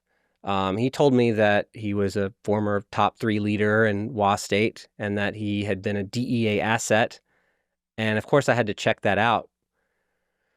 And I said, all right, you got to give me a name. He's like, oh, just go ask the DEA. I'm like, I'm not going to talk to That's not me. how this works. You can ask the DEA stuff. I'm not in a cartel. He said, all right, well, my handler was a guy named Bruce. Last name. Something. So with that information, I found Bruce, but he had passed away. And so then I looked for Bruce's partner, and to make a very long story short of me just like scrounging around to find old DEA guys that had worked with this dude, I found someone named Angelo Saladino, who's a former DEA agent, and I described this guy to him, and he goes, Superstar. I said, huh? Superstar, that's what we called him. He's like, he's still alive? And I said, yeah, I've got his number. I was just in his living room. And so he was highly, highly valued by the DEA because of the information he was giving them. So how does that work, though? Because the DEA is trying to control or fully stop this narco Wa state, but he's trying to establish goodwill with the U.S. government by giving some information. Meanwhile, Wei is over here being like, hey, let's just be a cartel and make crazy money and, live fast, die young type vibes. So what exactly is Saul's angle here if he's just giving up all this information? Yeah, this is why the story of this aspect of the drug war happening in Southeast Asia is so mind-blowing, because it just breaks all of the paradigms that you think about happening in Latin America. Saul, and I know this from personal experience because I spent a lot of time with him, he is like a figure from the Old Testament. Like, he is so compelling and good at convincing people to do stuff. I mean, he came from a Southern Baptist background. That's who Christianized him. And man, he could really preach it. And so he also had a giant ego. Again, he thought he was sent by God to do this. Mm-hmm. So he's like, I'm going to convince the DEA not to go after us, not to lock us up, but to be friends with us. I'm going to convince the DEA to join forces with a drug cartel. It's absolutely a crazy idea, and even crazier still. And I know this because I talked to all the agents that handled him. They said, okay. And so the idea was, all right, the DEA through the UN would try to deliver these things to Wa people that they needed. Good education, good roads, good hospitals. It was a really poor area. I mean, they'd really never had anything. And under this agreement, the Wa would slowly wind down as the aid money comes in. And the agents in the field had to take this idea to DEA headquarters.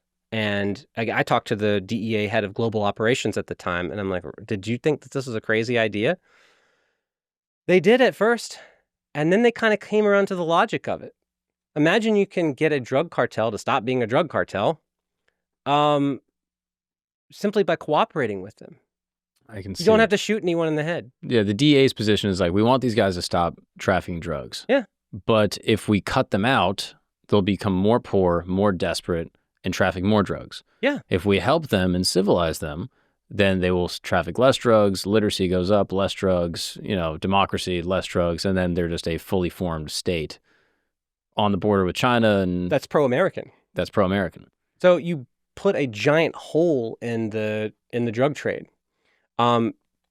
People might not understand this now, but at the time, more than half of the heroin being sold in like Seattle, LA, all over the US was coming from Myanmar, coming from Burma.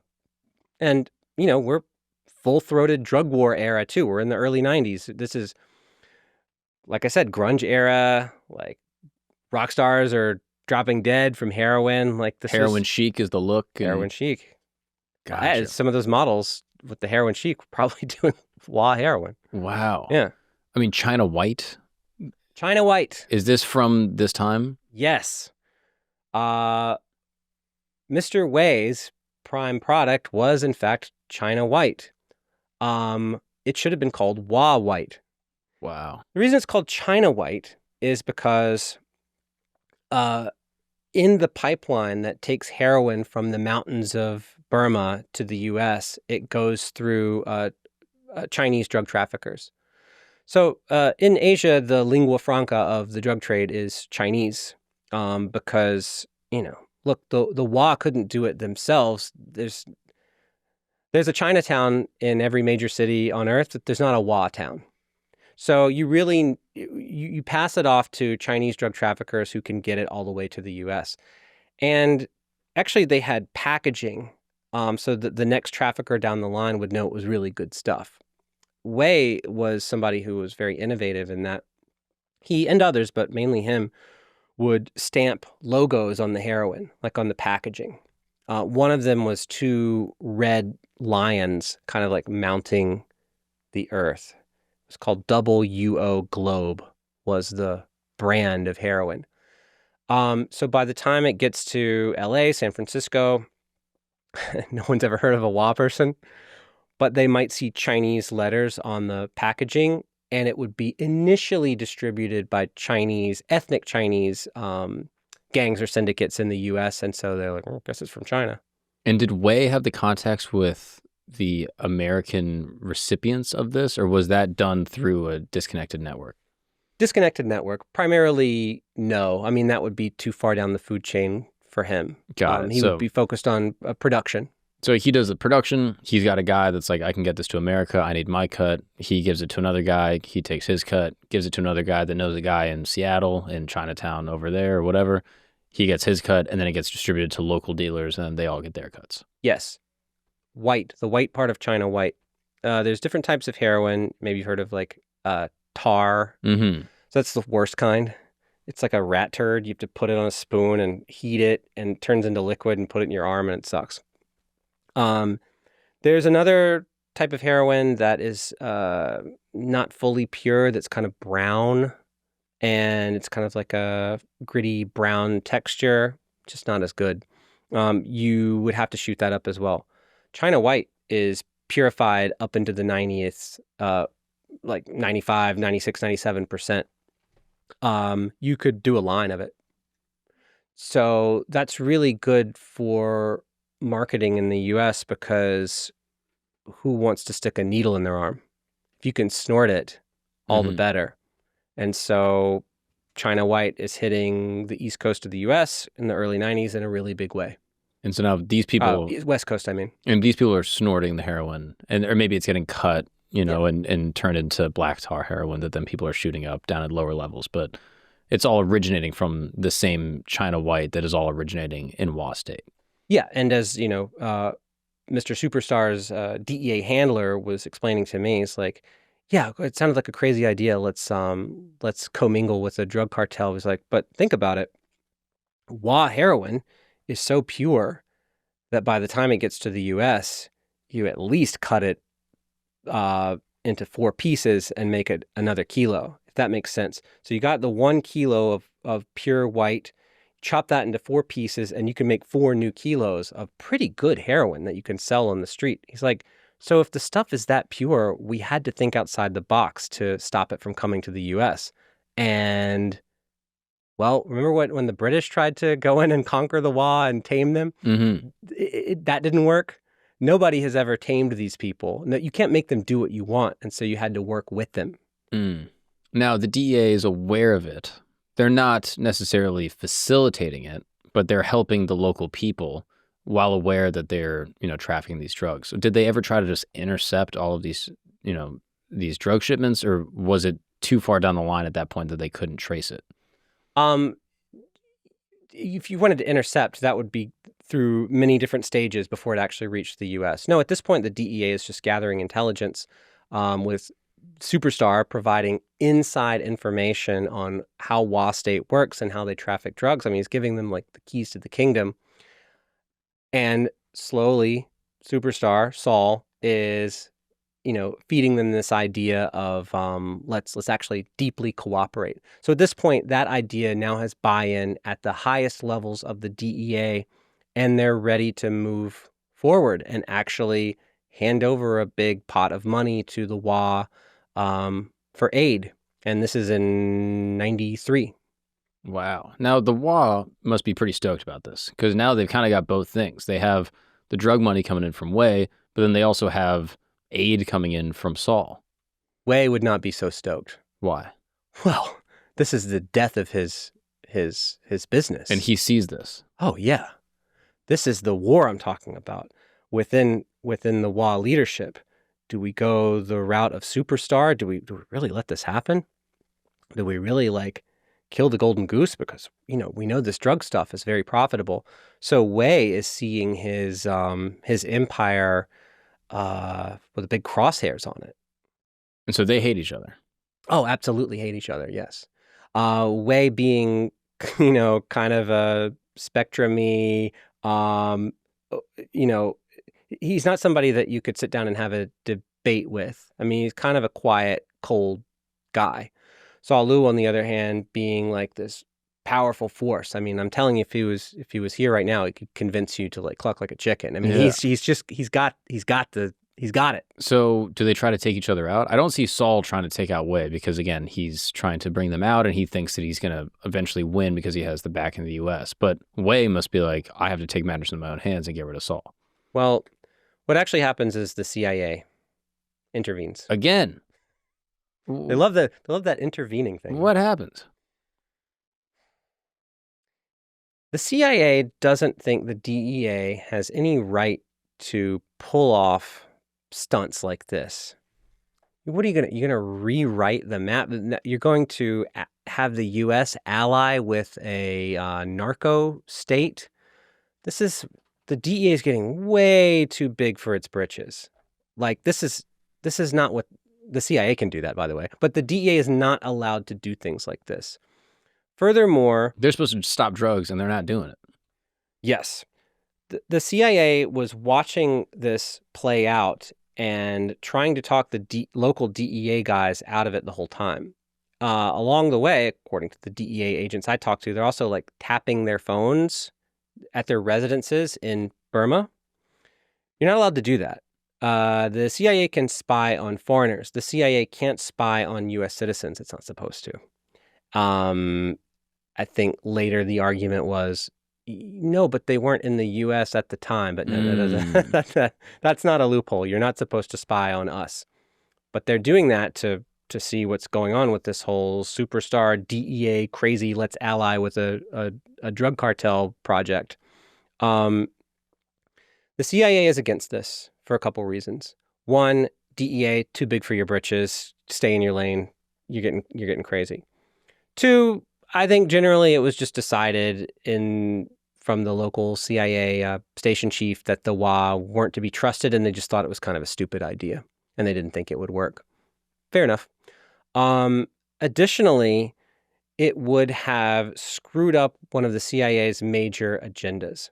So at this point, Burma is a military dictatorship that is trampling on this cry for democracy. There's big rallies and uprisings for democracy, and the CIA has put all of their weight behind the pro-democratic forces to sweep the military junta into the dustbin of history and establish Burma as a big, beautiful pro-U.S. democracy.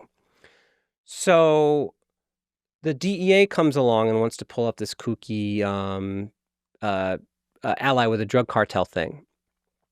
The reason that doesn't work for the CIA is because the Burmese military junta has to buy into this.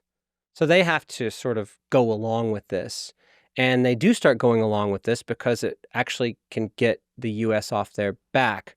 they can say, okay, sure, we're the big bad military junta, but we're going to help you win this huge victory in the war on drugs. And then they look like the good guys, right? So if they let the DEA do their thing, then when people start hearing that, they'll see headlines, oh, Burma backs greatest U.S. drug war victory ever. And the CIA doesn't like that. And so they decide that they are going to step in and put an end to it. And how long does this DEA operation go before the CIA steps in? That's a really good question. Is it like 5 years, 10 years? Oh, Just no. roughly? It's within a year or so. Okay. It's a short span of time because it gradually builds. I mean, at first, I'm sure the CIA looked at it and like, this is not going to happen. And then the DEA headquarters gets buy-in and they're like, oh my God, they're really going to try this. And then they're like, okay, we have to squash this. I mean, how much money has the Wa State made up until this point? I don't even think they know.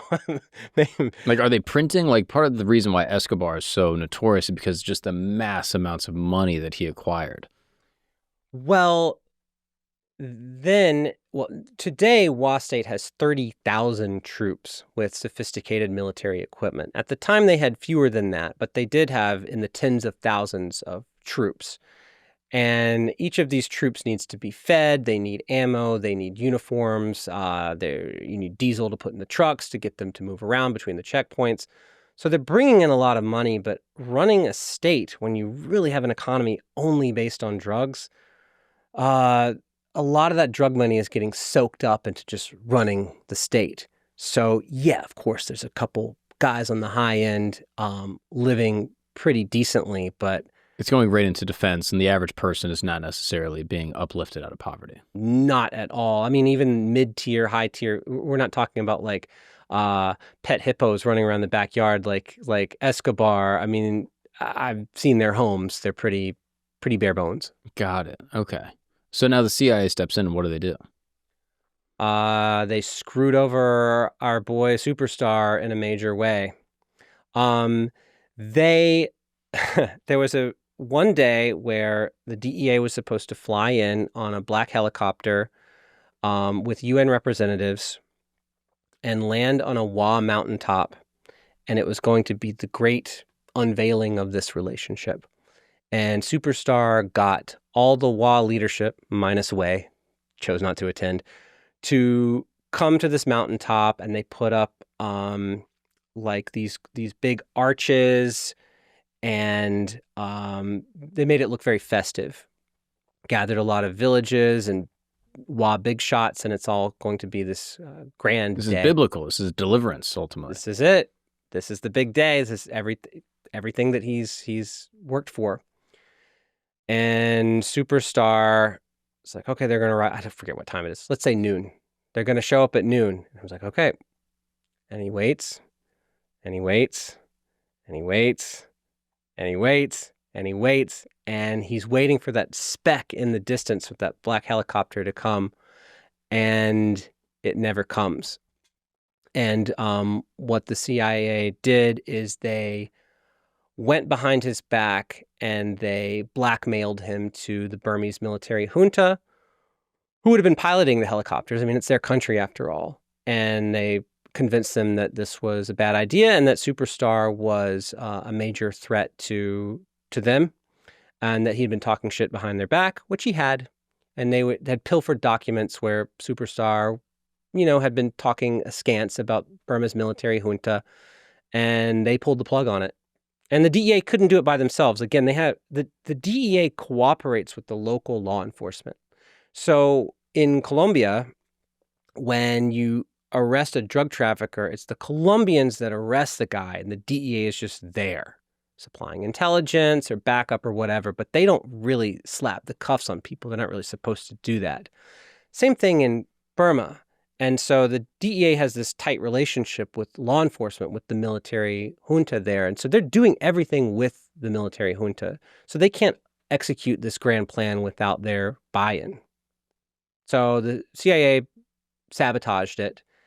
And this really fascinating, potential avenue that the war on drugs could have gone down, where, you take down a cartel without firing a single bullet, just blew up. And from then on out, Wa State went the drug trafficking route. Mm. Allying with the U.S. turned out to be a farce, and Superstar's prestige among his own people plummeted, and it all fell apart. Wow. So now Superstar just lives amongst the people, kind of as like like a guy that couldn't do it. It gets worse than that. Now Wei has the upper hand, and Wei and Team Wei are able to really put the screws to him. And at points, he has to go into hiding, and he's put into house arrest, and he becomes almost like a pauper, living, wearing rags, just a pariah among his people, because he really embarrassed them. Mm-hmm. This is a proud people. And he got everybody on the mountain ready for the day of deliverance, and nothing happened, and it made them all look like jackasses. Wow. Yeah. So now it's just a full-on narco state. No more trying to make it work with America, and Wei is in charge. Yes. And, at this point, as a former CIA station chief explained to me, Wei is a big target of the CIA. They have an anti-narcotics division within the CIA. The CIA is just interested in whoever has power. So if somebody is very powerful as a drug lord, they want to know about it. I mean, the CIA wants to know what, grain production in Kazakhstan is, because that will tell you, help you understand which way the country's going. So they really care about the drug trade too. And they have their own anti-narcotics division, in part to compete with the DEA. But Wei is a big target. And among the DEA, they kind of go back to classic DEA. They treat the Wa like a big drug cartel, and the guys that were advocating for an allyship with the U.S. are put out to pasture, basically. So what happens next? Well, Wa State gets bigger and better than ever, and the DEA is trying to come up with ways to stop it now, and the CIA is cooperative, so they're on the same page. The Wa, with Wei's guidance, do something that I think is tactically brilliant. They do realize that continuing to traffic heroin to the United States is a bad idea, okay? It is going to cause more problems for them. So they come out and say, we're mowing down all of the poppy fields. Whoa. That's a problem. What a change of heart. But they replace them with meth labs. Wei is a visionary. He sees that the future of drugs is synthetic. And the Wa are among the first in the world, I think even earlier than the Mexican cartels, to go all synthetic. Growing poppies and producing heroin is very labor intensive. And you have to have an army of peasant laborers to grow the opium poppy and, get the goop out and process it into heroin. Furthermore, the CIA with its satellites and the DEA with its people, they can spy on you from above. So the CIA can look down with satellite imagery and try to figure out exactly how much opium you're growing that year and how much heroin you can produce. They got eyes all over you. Meth is not like that.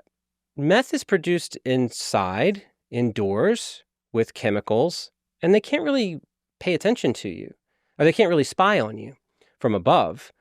Additionally, you don't need an army of people to produce it. You just need a handful of chemists. As long as you get your hands on the chemicals, then you can make loads and loads and loads of meth. Additionally, they realize, now we're getting into the late 90s, early 2000s, Southeast Asia, the economy is really picking up. This isn't the Vietnam War era anymore, where people are just, in rice paddies.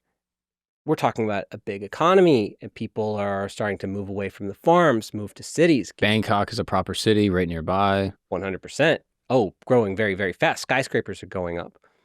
People don't want to nod out on heroin. They want meth. Or do you think Wei is noticing that profits are drying up from heroin? I think that it was a multi-factor decision to move away from heroin to get the U.S. off its back. And off his back, and to shift towards meth, which is primarily going to be sold to other Asians. That's the key part of it. And so if you look down the line, why would the DEA, really the CIA, pour all of its effort into destroying you, especially when you're ensconced in a heavily militarized mountain state, when your meth actually isn't going to California, it's going into taxi drivers, construction workers, people stitching sneakers for export to the US, fishermen, and they decide to orient towards Asia. Don't need to ship heroin across the Pacific anymore. So it's a bunch of things that are all kind of converging. Like, look, we can get America off our back. We can do this, more cheaply in smaller, land mass. It's more productive. It's going to the people in Southeast Asia. It seems like there's a bunch of reasons, and Wei sees all this and goes, all right, meth time. Meth time. Oh, man, it's still meth time. It's incredible how much meth continues to be made. One of the other innovations at the time is, so they produce crystal meth, which is like, you've seen Breaking Bad. Mm-hmm. That's not blue, by the way. It's crystal. So that is for the discerning meth user.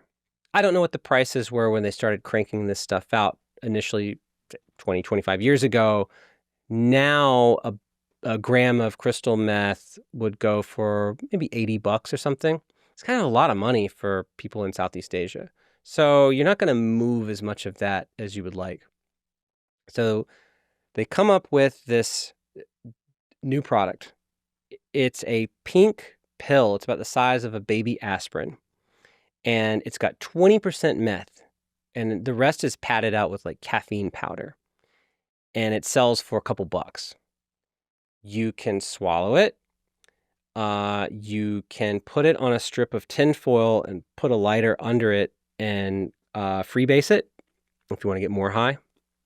I guess you could inject it, but you probably wouldn't. And this stuff just starts selling like crazy. It even, I don't know whose idea this was, they start putting vanilla scent in it. So it's a little like Barbie pink pill that smells like vanilla. And honestly, Mark, I still haven't figured out why they did this other than maybe it's just cool. I've been in rooms with narcotics officers where they've just seized like a big bundle of this stuff and someone pulls out a knife and cuts it open and it's like, whew, geez, it smells like a candy store in here. Wow. I mean, vanilla's expensive too. I guess so. Wow. So I would think you wouldn't want to make your narcotics smell like anything. Right. The whole beauty of meth is that you can traffic it without anyone detecting. Like, it doesn't smell like anything, right? This stuff smells like now and later. So I don't know what. Anyway, they continue to make it. And that is really the modern story of Wa State. So much meth is produced on their territory that, I mean, it's insane. Billions of pills. I mean, I tried to run the numbers. I think more meth pills are produced than Big Macs are sold around the world. Wow. It's extremely popular. And this has basically been just how the economy's been run since like the early 2000s till now. Until now, yeah. I mean, they're not the only ones making it. Others have started making it too, but they're really at the center of it. And they really occupy the prime real estate where all these meth labs are. And just enormous volumes of this stuff. It's kind of weird. Like, so my friends in Thailand, it's like, I would imagine 90% of your peers in your social group, if you asked, have you ever smoked weed? They'd be like, yeah. Mm-hmm. And maybe only a few times. I didn't like it, but they've tried it. Mm-hmm. And I would say like my Thai friends, my Burmese friends, they've like, well, yeah, I've tried it. So they've tried meth. Wow. The pink pill. In these little, vanilla pills. Yeah. You would have tried it at some point. Because it's so ubiquitous. Yeah. Well, I mean, I know I grew up on like meth, not even once, all these scare ads. Right. And like, this is like a crackhead's drug. And it's like, I strung out on the street and like, oh, you did meth. That's crazy. I guess that's not the case in Thailand where it's so ubiquitous. It's, kind of looks nice. You're getting it relatively cheap. And so people will be like, hey, you want to have a fun night? Let's stay up all night and party and let's do one of these little pills and you'll feel great. Not even that. If we have to stitch sneakers in the factory and I can pull a double shift and I can make more money for my family. Wow. If I'm on a little bit of speed. I'm not encouraging people to do meth. Yes, it can absolutely ruin your life, and there are plenty of stories in Southeast Asia of people ruining their lives on meth. I think it's probably the same percentage of people who you have people who can casually drink and people who will be fall down drunks. Mm-hmm. I mean, I know a lot of people who are good moms and dads who have tried meth before in this form. So it's extremely prominent and popular and cheap. Now, if you had to estimate as far as like the modern day, how like what percentage of like the global meth trade or like in this part of the world, like how much of it is coming from Wa State? Okay. Which I know the drug estimates are nearly impossible, but just to try to put, just to grasp it as best as we can. Yeah. I'm always skeptical of estimates of how big the drug economy is. The United Nations has an office called the UN Office of Drugs and Crime, and they try to come up with this number. The Asian meth economy, which Wa State really sits at the center of it, they estimate that this Asian meth economy is $30 to $60 billion. Now, just to show you how imprecise that is, you could drive a truck through the difference between 30 and 60 billion dollars. Yeah. Let's go with their low estimate, 30 billion. That's still more than the GDP of a lot of small countries. Mm-hmm.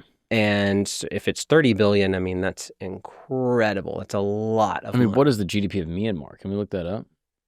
Like, I'm curious if like the Wa State is making more money. I think I know, but I'm afraid to be wrong. Well, somewhere between 50 and 70 billion dollars. Oh, look at they had a little spike. You're right on the top end, 74 billion. So, I mean, it seems like this tiny little mountain range in the middle of Myanmar is on the low end producing as much GDP as the entire country. If those estimates are correct. I mean, I don't know what the GDP of Wa State is. Probably no one does to an extent. I'm not sure that they know exactly what that is. GDP is hard to calculate, and they're not just like running wild with economists over there. But There's no university. They must be making crazy money though. Some people are making crazy money, and I've talked to some DEA agents that have really gone after this Wei guy, and one of them told me that he's swimming in it. That he's like, his treasury is like a treasury, like it's a giant safe with a bunch of cash in it. I imagine he's more sophisticated than that, and that he probably has some, probably owns a lot of things through shell companies and things like that. Have you ever met him?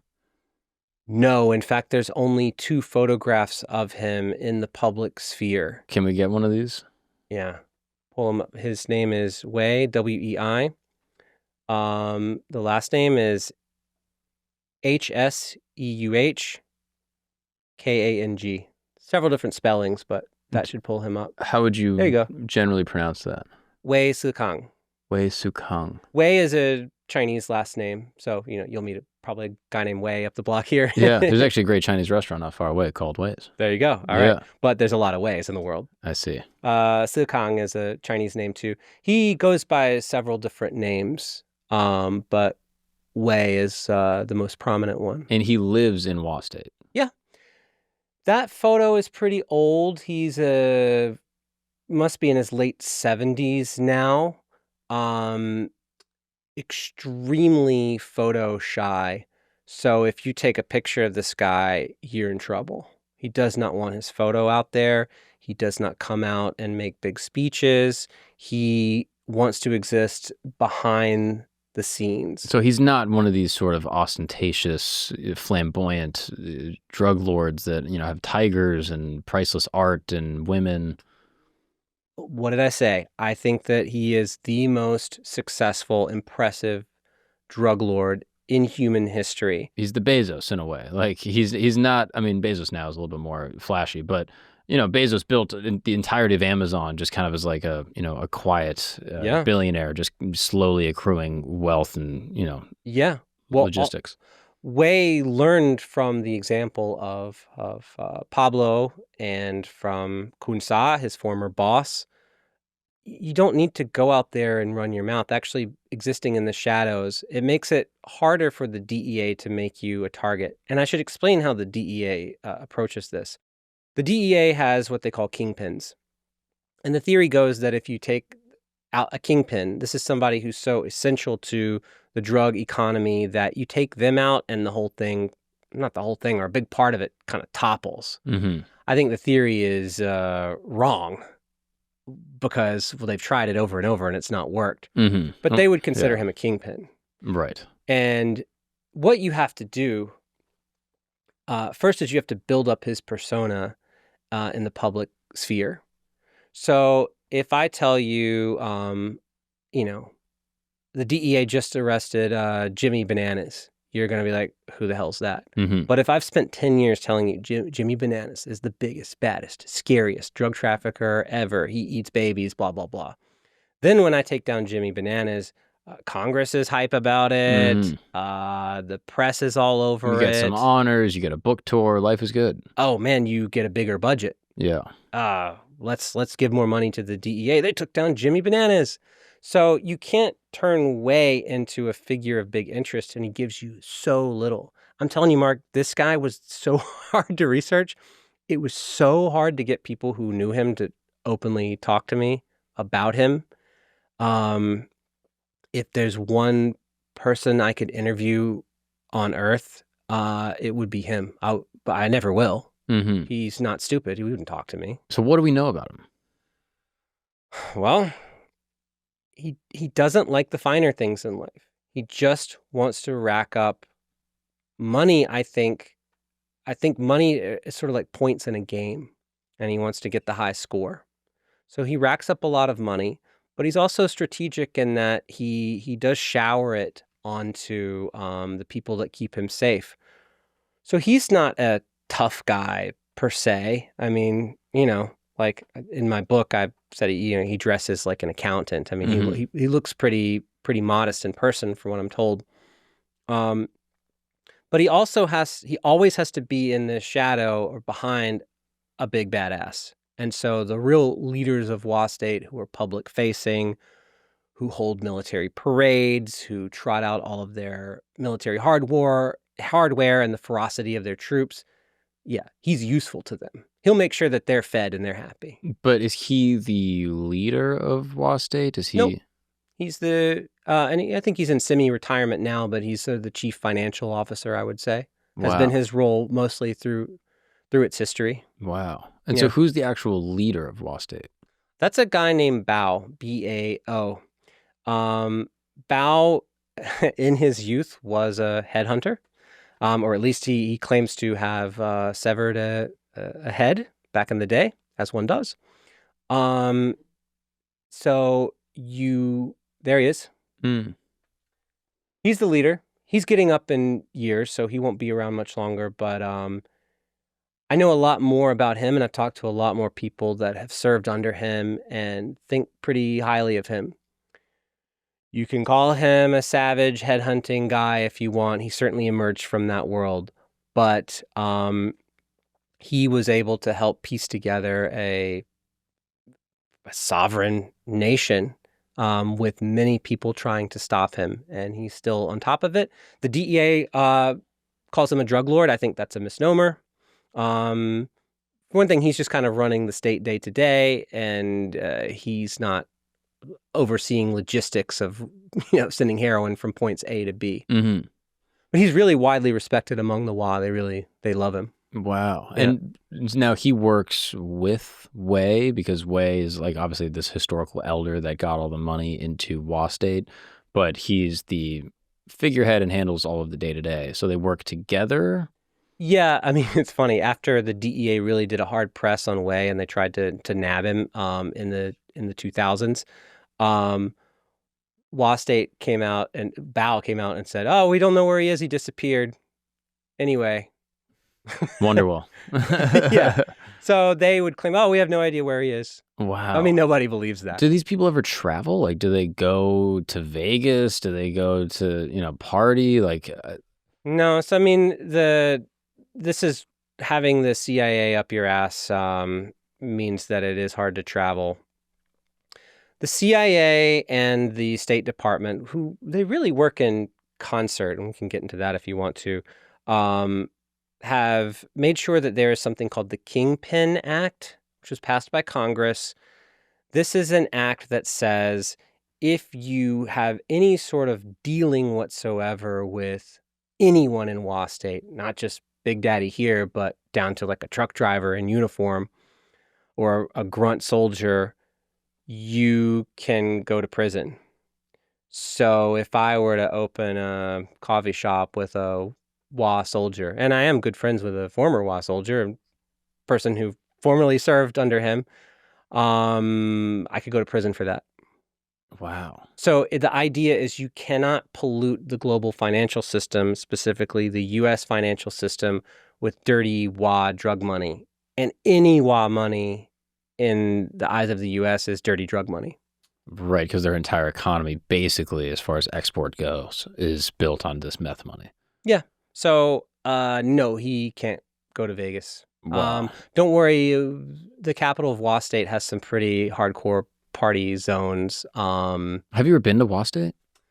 I have been to a part of Wa State. I haven't gone as deep as I would like. In fact, very few people have gone there. I'm talking about like journalists or public figures. If you want to compare it to North Korea, it's like, I don't know, 100 times harder to go to Wa State. North Korea has a tourist visa. Right, Wa State. No. What is the day-to-day life for the average Wa citizen? It's not that great. There's a lot of illiteracy. Most are farming, a small plot of land. If you want to climb the ladder a little bit, you can join the United Wa State Army. And it's basically like a militarized state. Every family has to cough up one son anyway. So everyone has to serve. Every family has to spit out like one soldier. But I see a lot of women joining too because 3 square meals a day. And the funny thing is, I mean, they're so feared, they don't actually have to fight very much. Yeah, have they had any skirmishes in the last like 25 years? Yeah, they have. I mean, they took over Kun Sa's territory and expanded their terrain, and then they get in little scraps here and there. It is an expansionist power. I think that they would like to expand their territory, and they have tried. But very few other groups want to pick a fight with them. I mean, I think it wouldn't go well.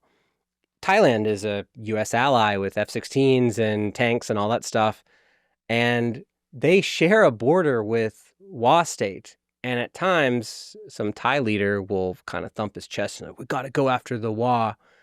And then they ultimately decide, maybe not. Wow. Yeah. And China's kind of cool with them right now? Like, why doesn't China just come in and be like, all right, bye? This is a big ball of yarn. So, Wa State is the world's most powerful narco state, the most powerful drug trafficking organization on planet Earth. And China supports them.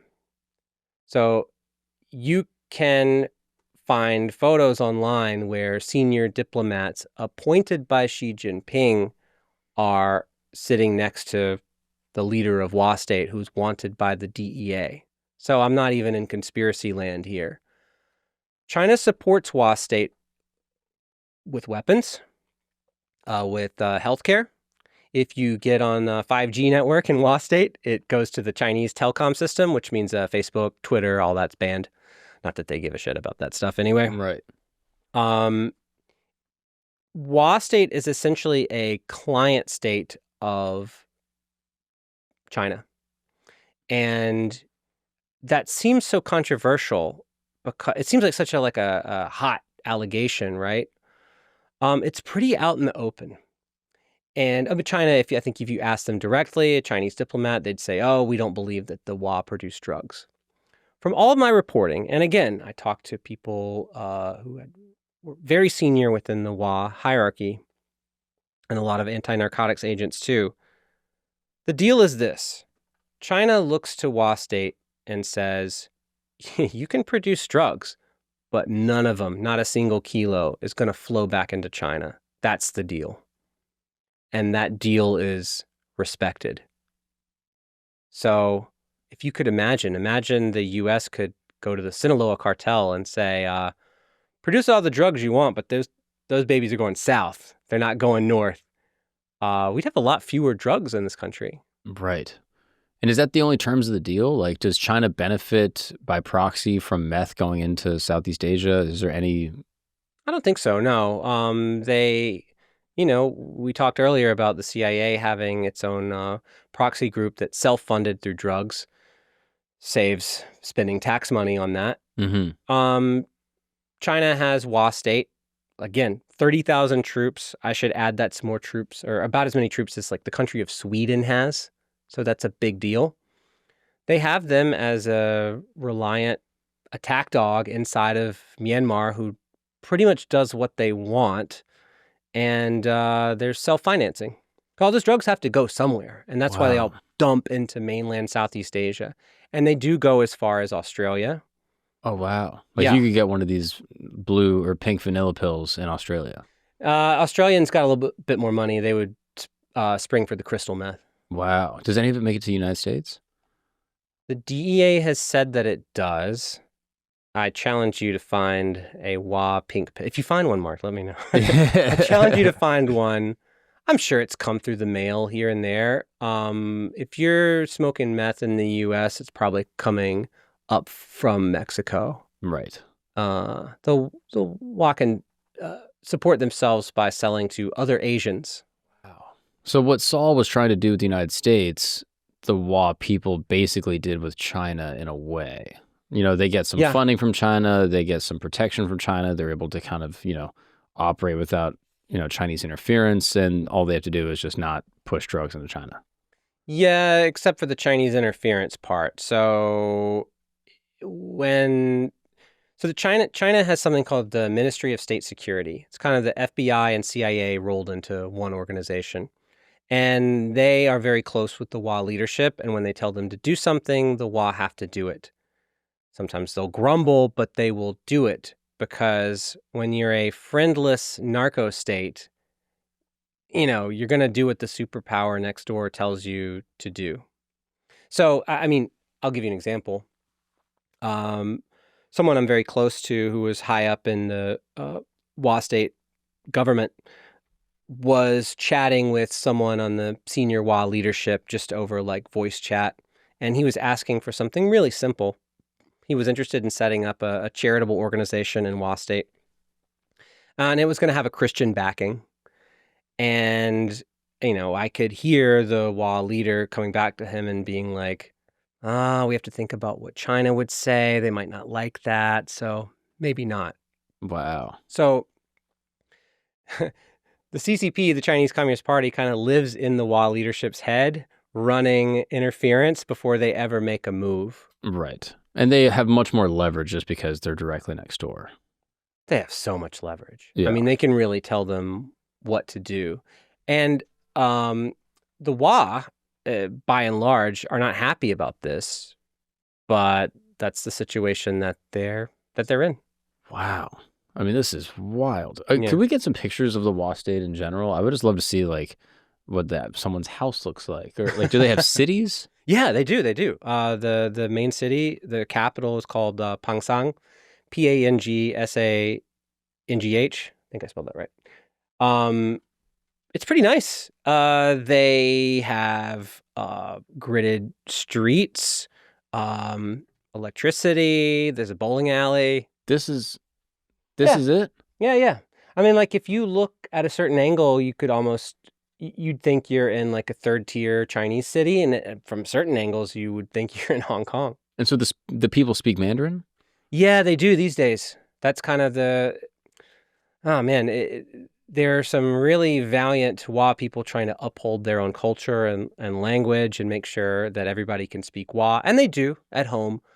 But when you go to do anything, conduct business, the Chinese comes out, and they can all speak really good Chinese. Now, is this the Chinese government forcing them to do that, or is it just by, the means of how they trade and just life that they kind of adopted Mandarin and started becoming more Chinese-ish? It's an organic thing, but the Chinese government, if you go to Wa middle school, go to Wa elementary school, you're learning in the Wa language. You get to Wa middle school, you're learning in Chinese. And China would support that. Mm. You know, the U.S. has its own client states as well. And I'm sure the leaders of those countries have to think before they do anything, is this going to piss off the White House? We know that's true. Right. So it's kind of like that. But yeah, they really do want to hold on to their own culture. I mean, that's the whole point of WA State. I mean, that justifies the narcotics to a degree. They don't want anyone's boot on their neck. What's up, people? We're going to take a break really quick because I have amazing news. I'm coming on the road. That's right. My very first headlining tour where I'm going to every city that will possibly allow me to go there. Hoboken, New Jersey. I'm going to Salt Lake City. I'm going to Washington, D.C. and Charlotte, North Carolina in February. Those tickets will be announced soon. And of course, I'm doing my monthly show at Mary Lou in New York City on December 16th. The best comics in the city will be coming out, and I'll be working out some new material. It is a grand old time. You can get all the tickets at Mark Gagnon Live, and I'll see you guys there. Let's get back to the show. What's up, people? We're going to take a break because we got new merch. That's right. It is the holiday season, and the good folks over at Camp R&D have been cooking up in the lab. We got the Christmas sweaters with the aliens. We got the Christmas sweaters with the conspiracy vibes. You already know. I mean, this one might be my favorite one. A Christmas tree full of aliens. Full Christmas sweater energy. And then, of course, if you just want something simple, you bust out the camp logo tee with the little Christmas lights on it. Come on, bro. Get cute for Christmas, okay? It is a holiday season, all right? We're celebrating the birth of the Savior, okay? And what better way to do it than to cop a couple threads for the person in your life that you know that loves the campsite, that loves hanging with us every single week.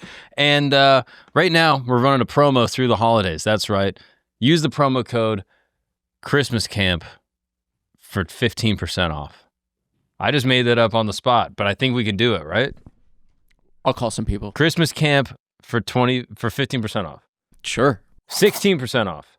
Whatever you say, Mark. Should we give them more? One more. 17% off, people. I think this is going to work. I'm not positive. We're going to see if we can do it. But I'll, check it out, guys. We got all the camp stuff going until the end of the year. Check it out. Thank you guys so much for supporting the show. I love you all. God bless and Merry Christmas. And so how do they get all the materials to build, and how do they get all the chemicals to make meth? Like, where does all that come from? China. All the weapons, China. Like they have some pretty badass weapons. There's a shoulder-fired missile that they have that can take down a fighter jet. They did not make that in-house. Yeah, of course. That is something the People's Liberation Army of China uses, and they got their hands on it. I wonder how. Wow. And now Myanmar lets this happen? What are they going to do? Yeah. Send a fighter jet in and see what happens. Right. And then as soon as they went after the WA and said, you're in our country, you should act like it, China's going to come to Myanmar's army and say, back off our little bro. Right. Now, does the WA state do anything else for China other than not put drugs in there? I mean, they obviously work as like a proxy, but like, what else does China get out of this? Expansion? They get a lot. Myanmar is, torn to pieces, and the military government doesn't control the entire country. It's especially when you get into the mountains, it shatters into different indigenous armed groups, and there's a lot of trade that goes through there. Myanmar also has a lot of resources, copper, gems, rare earths. That's a new booming one. And there's rare earths in WA State. So I don't know how many people understand how important these are. I mean, This is key to U.S.-China relations.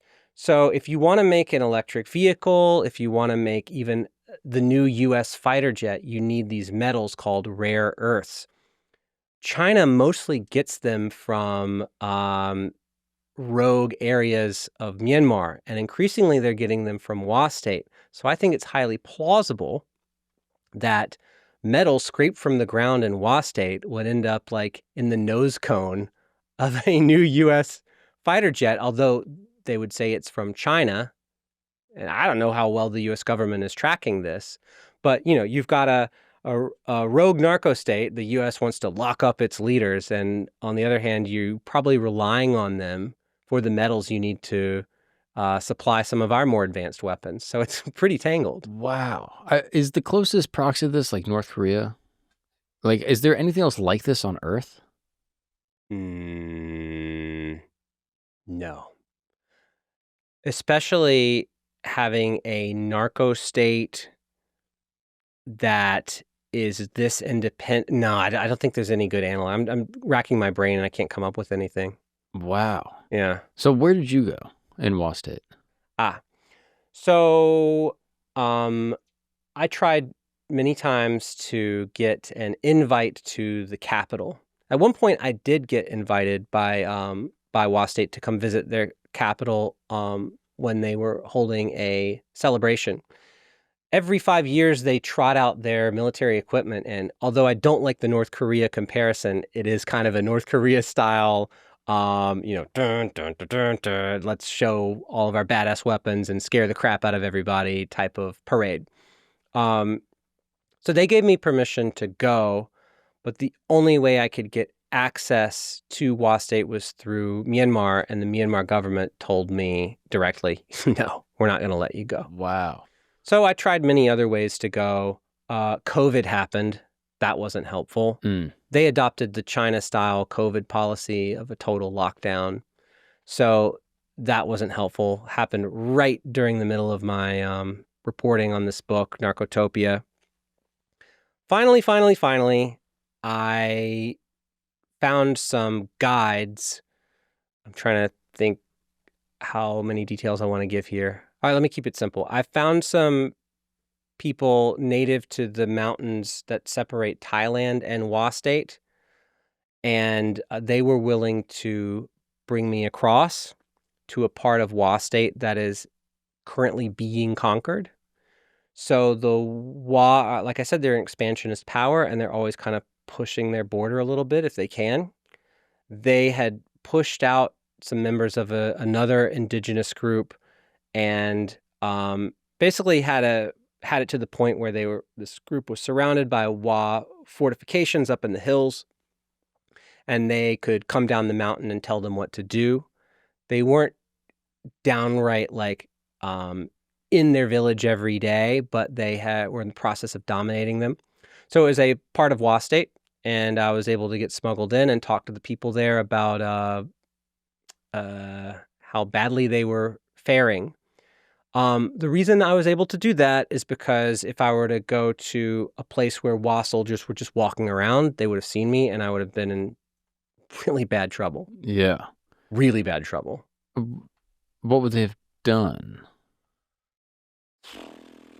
Minimum, I'm getting detained. I mean, if you got invited to the Capitol, like why? That would have been fine.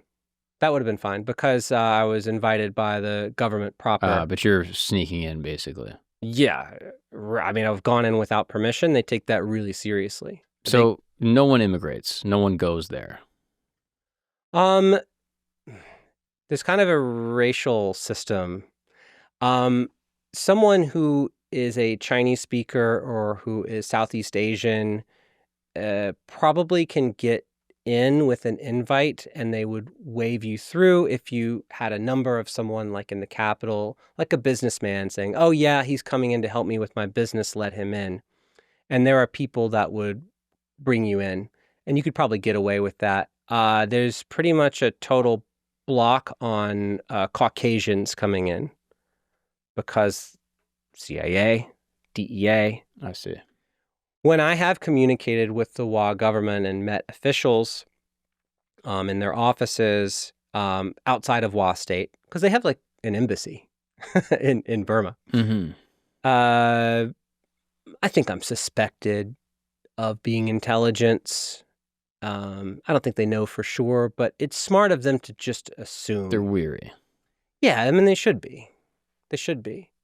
It got around to the Wa government that I was buddy-buddy with Superstar, the famed DEA asset. That didn't help. I don't think that helped. I see. So, yeah. So where does Superstar live now? Superstar died while I was writing this book from COVID. Oh, wow. COVID got him. And where was he living in at that point? He was living in a city in Myanmar about 50 miles outside of Wa State. Ultimately, he was such a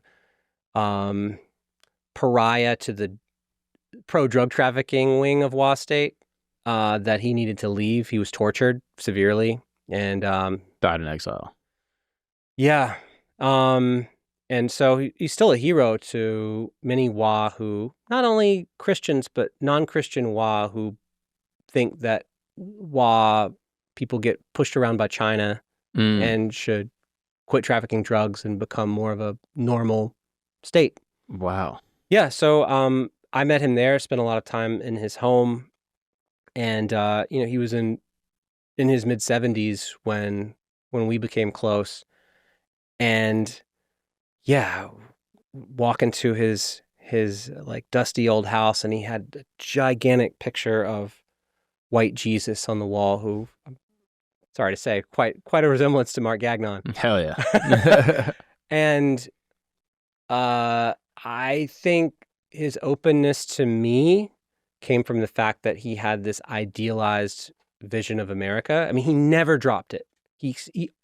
He still thought, despite all the CIA shenanigans, that America was this great country that would uplift the meek. I mean, he bought into the whole package that we sell. Mm-hmm. And he died a Christian. Oh, the Christian. Staunch Christian. Oh, my goodness. Because Myanmar is not a predominantly Christian nation. No, they have Christians there, but no, it's not predominantly Christian. And Wa people especially, there's not many Christians. Mm-hmm. But he kind of talked in a raspy voice like this, and he didn't really laugh much. And when he like locked eyes, it's like dark eyes. Been through some shit.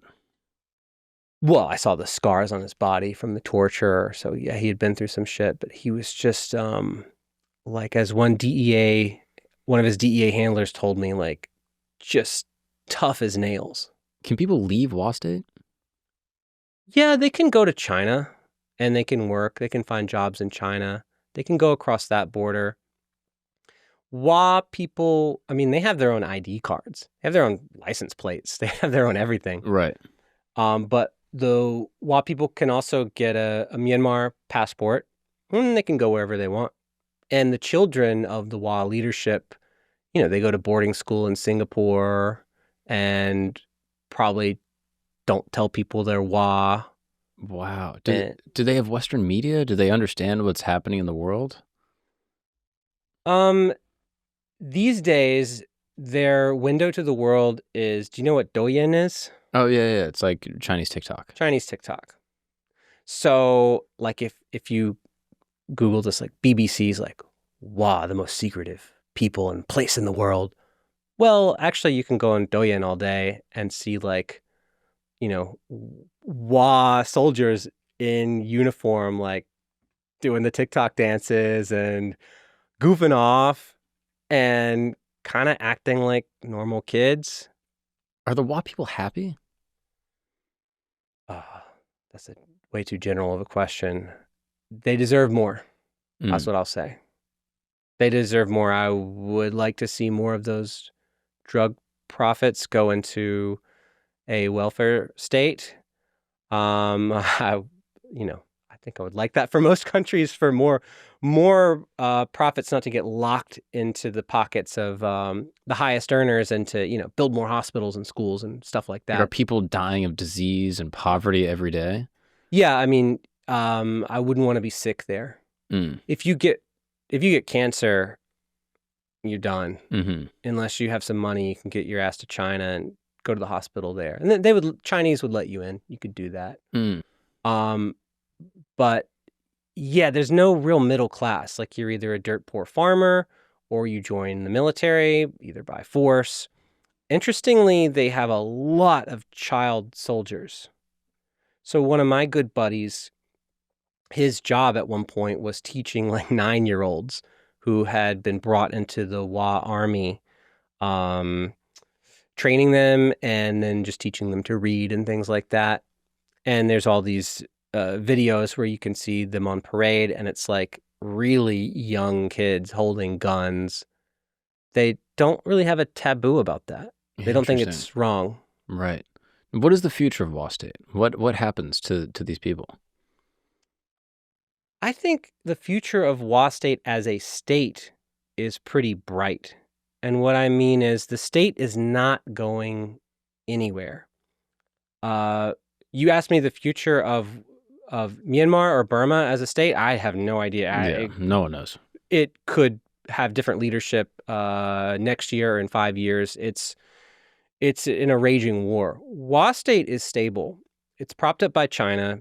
China's, its fortunes are rising. If anything, I think it will get bigger. I don't know what I hope. I mean, obviously I want people to read my book and find this all very interesting. I don't have a particular agenda, and I consider myself really grateful that so many Wa people like opened up their lives to me and told me their stories. And I'm not a ambassador or spokesman for them. I'm really just focused on my government's relationship with these people and how weird and zany it's been. Do you speak Mandarin? No, I just speak Thai. So, or how are you able to communicate with like a Wa person that doesn't speak English? Some speak English, and other than that, through translation. Wow. Someone out there should pick up where I've left off and do a book that really gets into what it's like to be Wa today in 2025. That person will not look like me, and they will need to speak, minimum, they'll need to speak Mandarin. What are the odds I could run into a Wa person in America? Virtually zero. Like, is there one, you think? Yeah, I'm sure it's some rich kid who is the son of one of the leaders, and he wouldn't tell you he was Wa. He would say, "Oh, I'm from Myanmar." Really? Has anyone reached out to you and been like, dude, read your book, I'm Wa, and I live in Charlottesville? Or something? Like, everything except the "I live in Charlottesville" Yeah. part. The book has been translated into multiple languages, so we've got it really popped in Italy. I think they just like mafia organized crime stuff. yeah. So the book sold really well in Italy. There's Spanish, Japanese is coming out soon. Russian is coming out soon. Mandarin? Yes. Well, a Taiwanese publisher picked it up, and they translated it into, like written Chinese in mainland China and in Taiwan is different. So in Taiwan, they use the old school, older form of writing. It's very mutually intelligible, but they use a simplified form of Chinese in mainland China.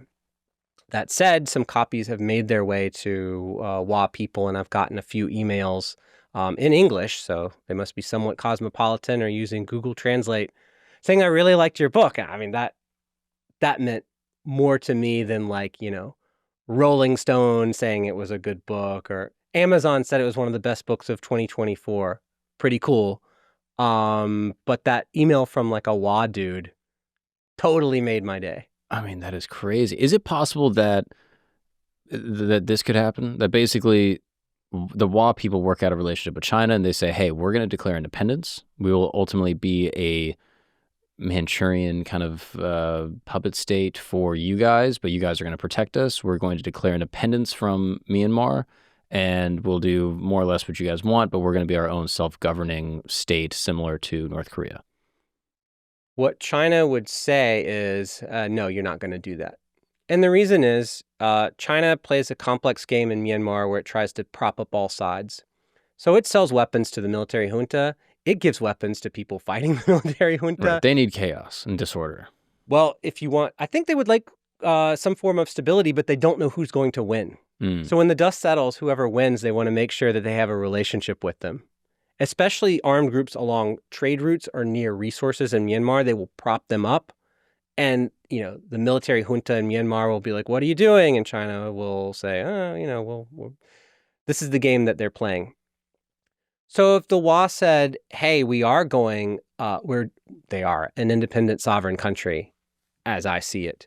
But if they were to trumpet that to the world and declare it and send their leader to the UN General Assembly, China would say, you don't need to do all that. And they'd probably also have to clean up the Meth Act. Well, if you look at the party line of the Wa leaders, they say that they don't produce any meth At all. Yeah. Actually, the system that they have now is quite sophisticated. Once upon a time, they were producing their own meth pills in-house. Now, what they'll do is use what I call a landlord model, or as a person from Wa State explained to me, they want to be rent masters. What that means is they've got primo real estate on the drug trafficking corridors of Southeast Asia. So you bring in Chinese organized crime syndicates and you say, this would be a nice place to build a meth lab. It's right next to this stream because you actually need a lot of water to make meth. You guys make a meth lab and we're going to take a cut of your proceeds, 10, 15, 20%. We will also introduce you to this criminal gang who is allowed to come through our territory. They'll pick up your meth and they'll deliver it to somebody else down the pipeline. We will be taking a cut of their payment as well. And let's just sit back. Passive income. I see. So That's how they do it. and they're becoming, I mean, more legitimate in that way, that their hands are kind of clean. I mean, they're Well. facilitating it, but they're not making it like they used to. Yeah, it's just, I don't think it's for image. I think it's just for its financial sophistication. Would you like to get your hands dirty in a meth lab, or would you like to take a cut of the guy getting his hands dirty? Right. And then if the meth gets lost or seized somewhere, it's like, that's on you. You already paid us. Like, Totally not their problem. One thing they will do, so the chemicals that make meth come from generally the same place as the chemicals that make fentanyl. And I just want to emphasize, fentanyl, you cannot buy fentanyl in Asia, Southeast Asia, maybe in a hospital. You don't see people nodding out on fent in Bangkok. Not happening. It's all meth, meth, meth.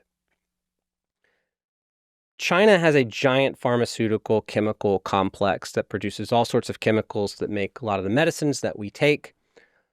Certain chemicals are siphoned off and they go to Mexico to make fentanyl. Other chemicals, not the same chemicals, but other chemicals from that general industry are siphoned off to go to Wa State to make methamphetamine. And so the Wa may facilitate or put you in touch with somebody who has access to those chemicals and that can bring them into their area. So they will help you liaise and kind of do like a turnkey meth lab business. And then they just collect a cut. How did they not get their own citizens hooked on heroin or meth? Well, if you do meth in Wa State, they will put you in jail. Wow. So it is illegal. That is hilarious. Yeah. Now, I don't think they have this anymore, but not that long ago, instead of building a prison, they would just dig a hole and they would put you in the meth hole or the heroin hole.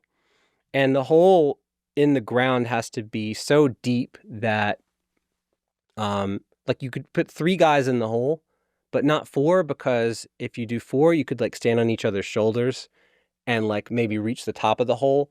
You would just see sort of like a portal in the ground, and you look down, it's this like gourd-shaped pit where guys are in there, no daylight. Tie some food to a rope, drop it down to them once a day, and that's what would happen to you if you used drugs. That is crazy. Yeah. Wow. Yeah. And you don't think they do that now?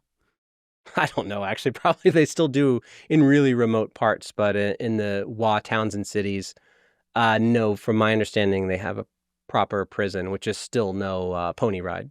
Wow.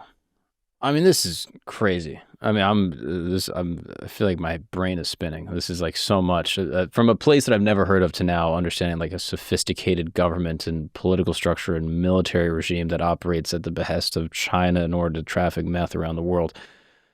It's a lot. Well, people who are firmly entrenched in the narrative that they see in like Narcos, the show Narcos, which I really like. That narrative is really well trod and well known. And so when you bring this to people who are used to the Latin American style of drug war and how it works, yeah, you just have to start from square one. It works totally differently. But the power and the scale of the narcotics, I think, is superior to that in Latin America. I mean, crazy. And you wrote about all of this and more, I imagine, in Narcotopia. Yeah, Narcotopia is, man, Mark, I had a pile of notes like high as my head, and I just had to leave so much on the cutting room floor because what I wanted to do is tell a narrative story and see this country through the eyes of one of its top leaders, who is also a DEA asset superstar. And he's our man that we follow to tell the story of Wa State. So it reads like a narrative.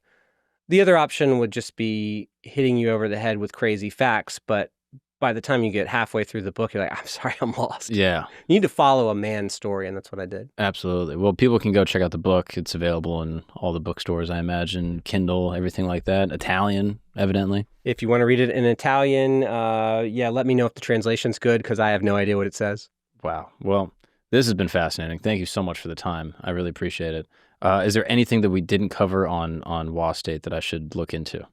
No, I think that's a great primer to the wonderful world of Wa State. Thank you so much, brother. Thanks, Mark.